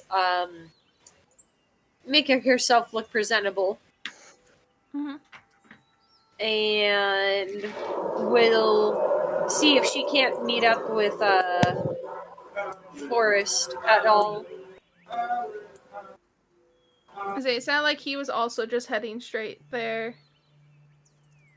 So I think you guys would be able to talk afterwards. But at the moment, Chadwick and Charlotte are on the left side of the top of the stairway into the chateau, so you guys would be lined up on the right side. As you would see multiple carriages start to come in. The first one being more of like a generic, more simple looking one that's actually just kind of covered with multiple servants and just kind of keeping surveillance, as the second one pulls up and the doors open. And you see first the large man from the portrait step out as he looks out across the footman before stepping aside and giving out a hand to a lovely woman who also steps out. Her steps though are a little rickety, like she's not fully on her feet at the moment. Before he escorts her up, and you see each of the servants and the footmen bow or curtsy until they get to the top of the stairs. And this whole time, Chadwick and Charlotte have not been making eye contact with you guys. They're staring directly at the floor, not even looking up at their parents. Before Chadwick bows deeply and Charlotte curtsies. And Chadwick says, "Welcome home, Mom. Welcome home, Dad." Before they look to you and give, they fully let go of each other's hands and give their full attention to you before bowing and says, "Apologies for not being here when you arrived. Timing was not the best on this, but I hope that our children have given you a gracious welcome." Your children have been nothing but a gracious host.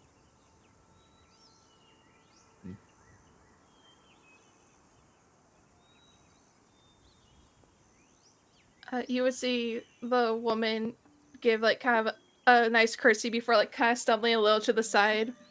Says, "It is so lovely to meet all of you. I hope that we can get to talk more in the morning. I seem to have had one too many drinks in the carriage." Insight check. Insight. Go check. for it. Also, Insight. That plus 9. 18. 24. dirty 20. It's very apparent. You could smell the alcohol on her. Okay then. I thought she was hiding an injury, but okay.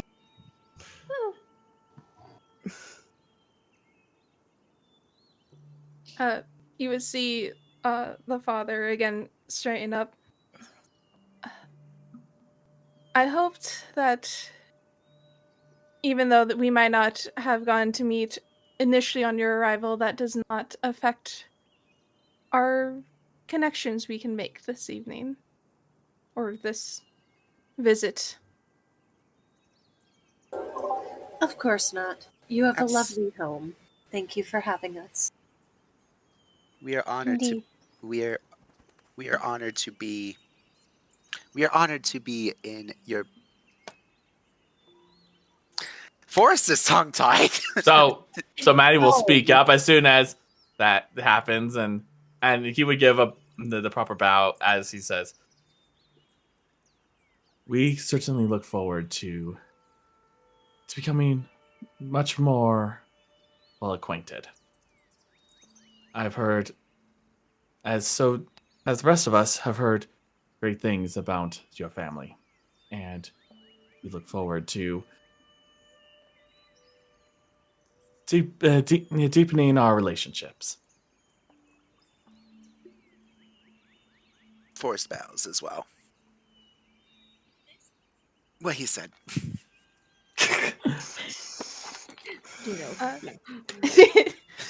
You would notice that he would turn his full attention to you, Astara, before giving you the deepest bow, and he is not coming up from it. The pleasure and honor is all ours. We are more than excited to be hosting you all here. And he doesn't get up for like another second before standing back up. Please, we are all friends here and we are your guests. I believe we can waive formalities. I believe I speak for all of us here when we say that we are excited to be here and we look forward to our time. Indeed. I do hope you all will participate in, or at least watch our tournament of strengths that will be happening in a few days. It would be such a great honor to see what strength and power you all have been Is it going to be show. just boxing? Boxing is what our help has requested, but it is upon whatever participants would like to participate in. I know that dear Umalith likes to prefer more of a fencing, especially if it's more of a tag team sort of style. Oh, wonderful. Count me in. Your children did explain to us briefly that also magic would be allowable and encouraged, but I highly doubt that the stairs are the best place to discuss it. I can discuss this more with you all in the morning. I would like to get my wife at least off her feet. Of course, I understand you probably have had a long journey, and from my own experiences, I understand wanting to do nothing more than lay in bed after a journey such as that, especially if you've enjoyed some luxuries along the way. Just make sure before she goes to bed to give her a medicine that helps with headaches and lots of water. And I'm sure a greasy breakfast will do a hangover well. You see the wife kind of just like point to both Forrest and Sarah's like, these two are really smart.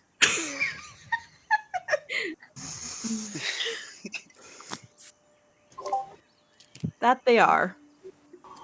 You all have a wonderful night, and it was a pleasure meeting you. It was. May we speak again tomorrow. Of course. You would see he would gesture to Chadwick to come over as he like takes his mother's arms to walk her in. If you'll excuse me, please. I hope Ms. Zenrick has made this abundantly clear, but you do have free range of the facilities here. And as I know some of you are not necessarily accustomed to being awake during the day, you are more than welcome to use those facilities at night as well.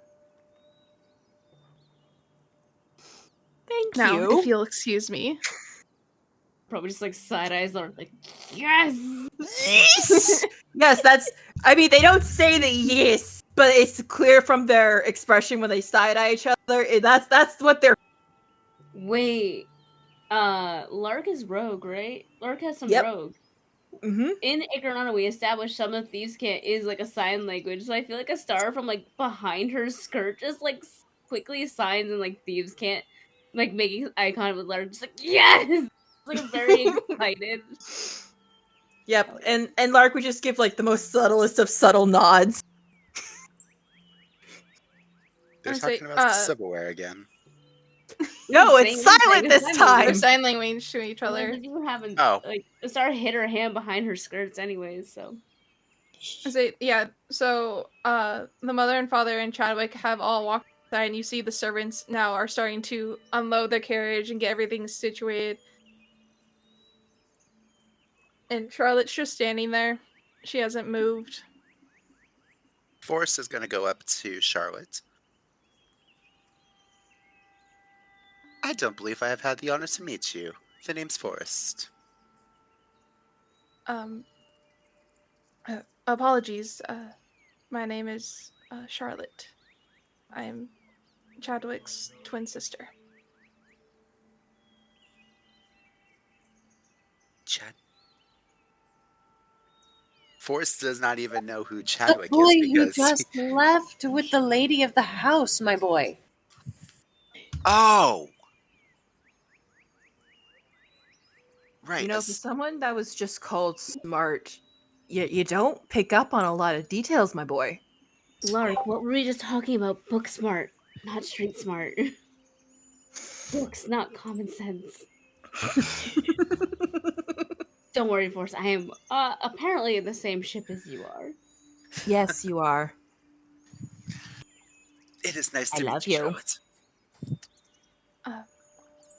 It's nice to meet you too. I'm sorry I didn't make my acquaintance sooner. You're totally fine. Charlotte, if you ever wish to have girl talk with us or just enjoy a nice conversation among women of any sort of topic, just let us know. Yes. Girl talk. Sometimes expressing thoughts helps relieve them.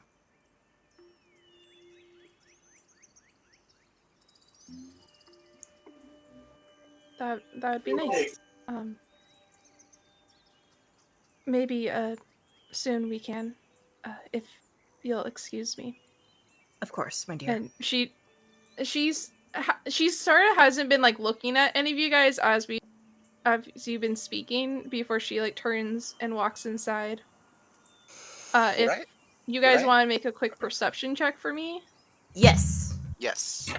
Star is too busy trying to hide like a laugh behind her hand, like just trying to keep her composure to understand even what's going on because of the message she just got through telepathy from Matthias. Oh my god.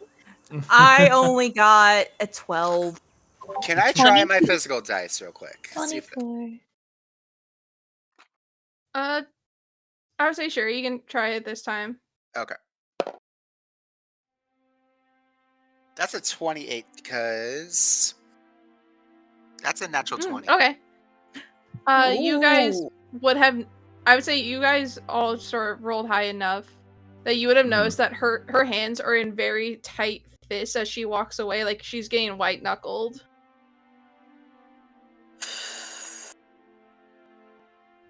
What's up with that? Don't bring I'll attention tell you to later. That's what we need to talk about later. Yes, He turns to Aurora. Why don't we have that conversation? Perhaps outside. Outside has. What about, is there a larger room, a large private room that we could all use that no one besides us has? I mean, we could all go to one of our private chambers. That doesn't stop someone in the hallway, but I can do something. We could always have Phantom watching outside. I also have tiny hut. Oh, that's right. You have tiny hut. I love. It was so much fun to have sleepovers at night in tiny hut. What color Tiny do you hut. want it to be? Ooh. Can you make it pink? You've never had a tiny hut party. She's looking at. She's literally looking at Forrest like. Really? Tiny hut. Wait. Rosanna, have you ever had a tiny hut party? No, I've shared beds, but no. So, DM. Yeah. At this point, Maddie is going to start walking away as they're talking more about this, and he's just looking into the direction where Phantom he knows is located, and would just have this look of, they're like, they are so screwed. Oh my god. Do I pull Maddie back with Mage Hand? Well, Sarah still has like the telepathy, the mental link with Maddie, and she'll just like look over and be like, "Tiny hut party," just like Tiny hut party. do this, we're like, Tiny hut you would party. hear in the telepathy back the Astara that he says, if you're trying to be discreet and not get spied upon, then meeting in a large group would be problematic. in a little sleepover in a tiny hut. We're becoming acquaintances. That's fine, you could do that, but if we are all meeting in a group, that raises suspicions on everyone.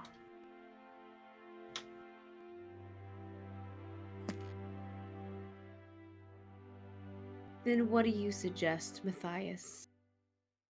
Just meet in smaller groups. Tiny hut party. And Tiny besides, Party.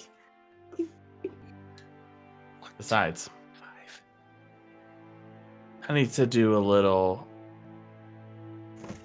investigation on my own. Oh. This is all Are you going to telepathically. join us at one point, or are you going to be a part This of it? is all man. telepathy. Telepathically. Yeah. Yeah. They're just staring at each other, just like making faces. Hold on, let me see. They do. They never want me to be part of the conversation. So rude. I ship Did them. Aurora pick up on their eyes darting back and forth to one another? What's your passive insight or perception? I mean, 24. I think you would notice their eyes darting around. I don't know if at this time you have enough information to know they're back to and forth with each other. Even considering the conversation between Larkspur and Aurora earlier? I think you just think they're making faces. Anything. Mm-hmm. Are you guys going to make googly eyes at each other all day, or are we going to have a tiny hut party? You all can have a tiny hut party. I am going to take care of other matters. Are you going to join us at some point, or are you going to be a party pooper? Oh. I don't know what that term is. And then he just turns and walks away. Yes, you Buzzing do. Away, and Star's gonna send one more message to Maddie, just be like, stay within a mile. I can feed you information from what we talk about in the tiny hut to you. You would hear back, oh, I'm staying within the property. Don't worry. I will always worry. Tiny hut party?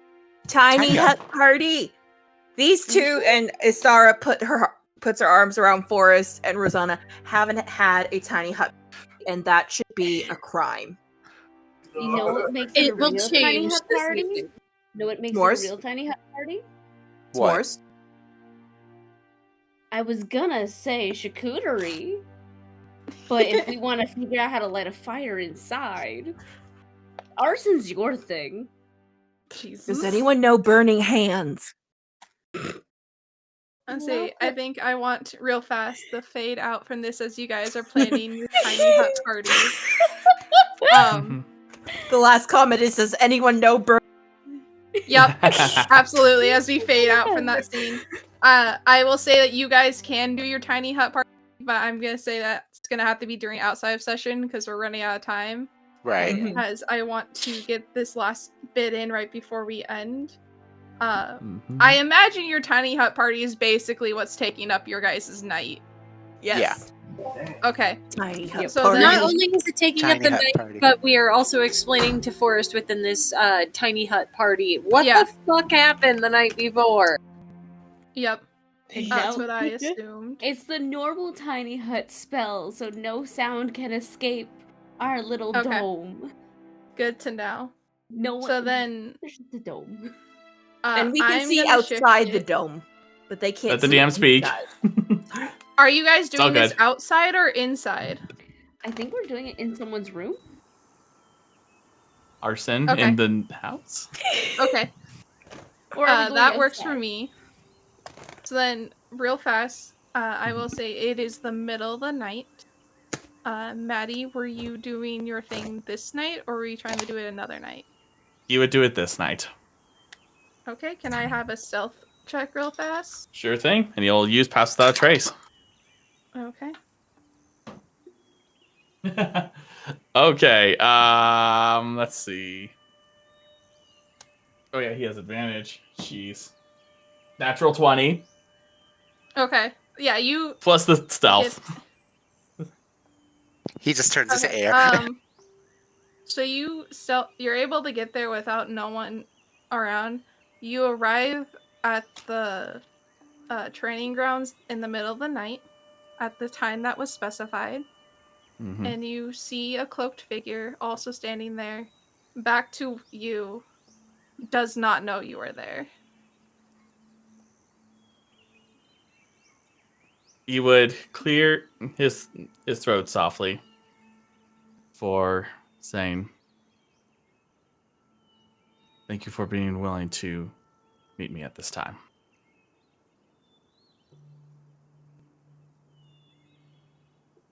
So you are a man of your word. I didn't think you'd actually come. Well, I may be a simple man, but at the very least, I know when to keep a word. The figure would turn to you, still with the hood up. That's good to know. I just wasn't sure if everything that happened would have changed that. Well, if anything,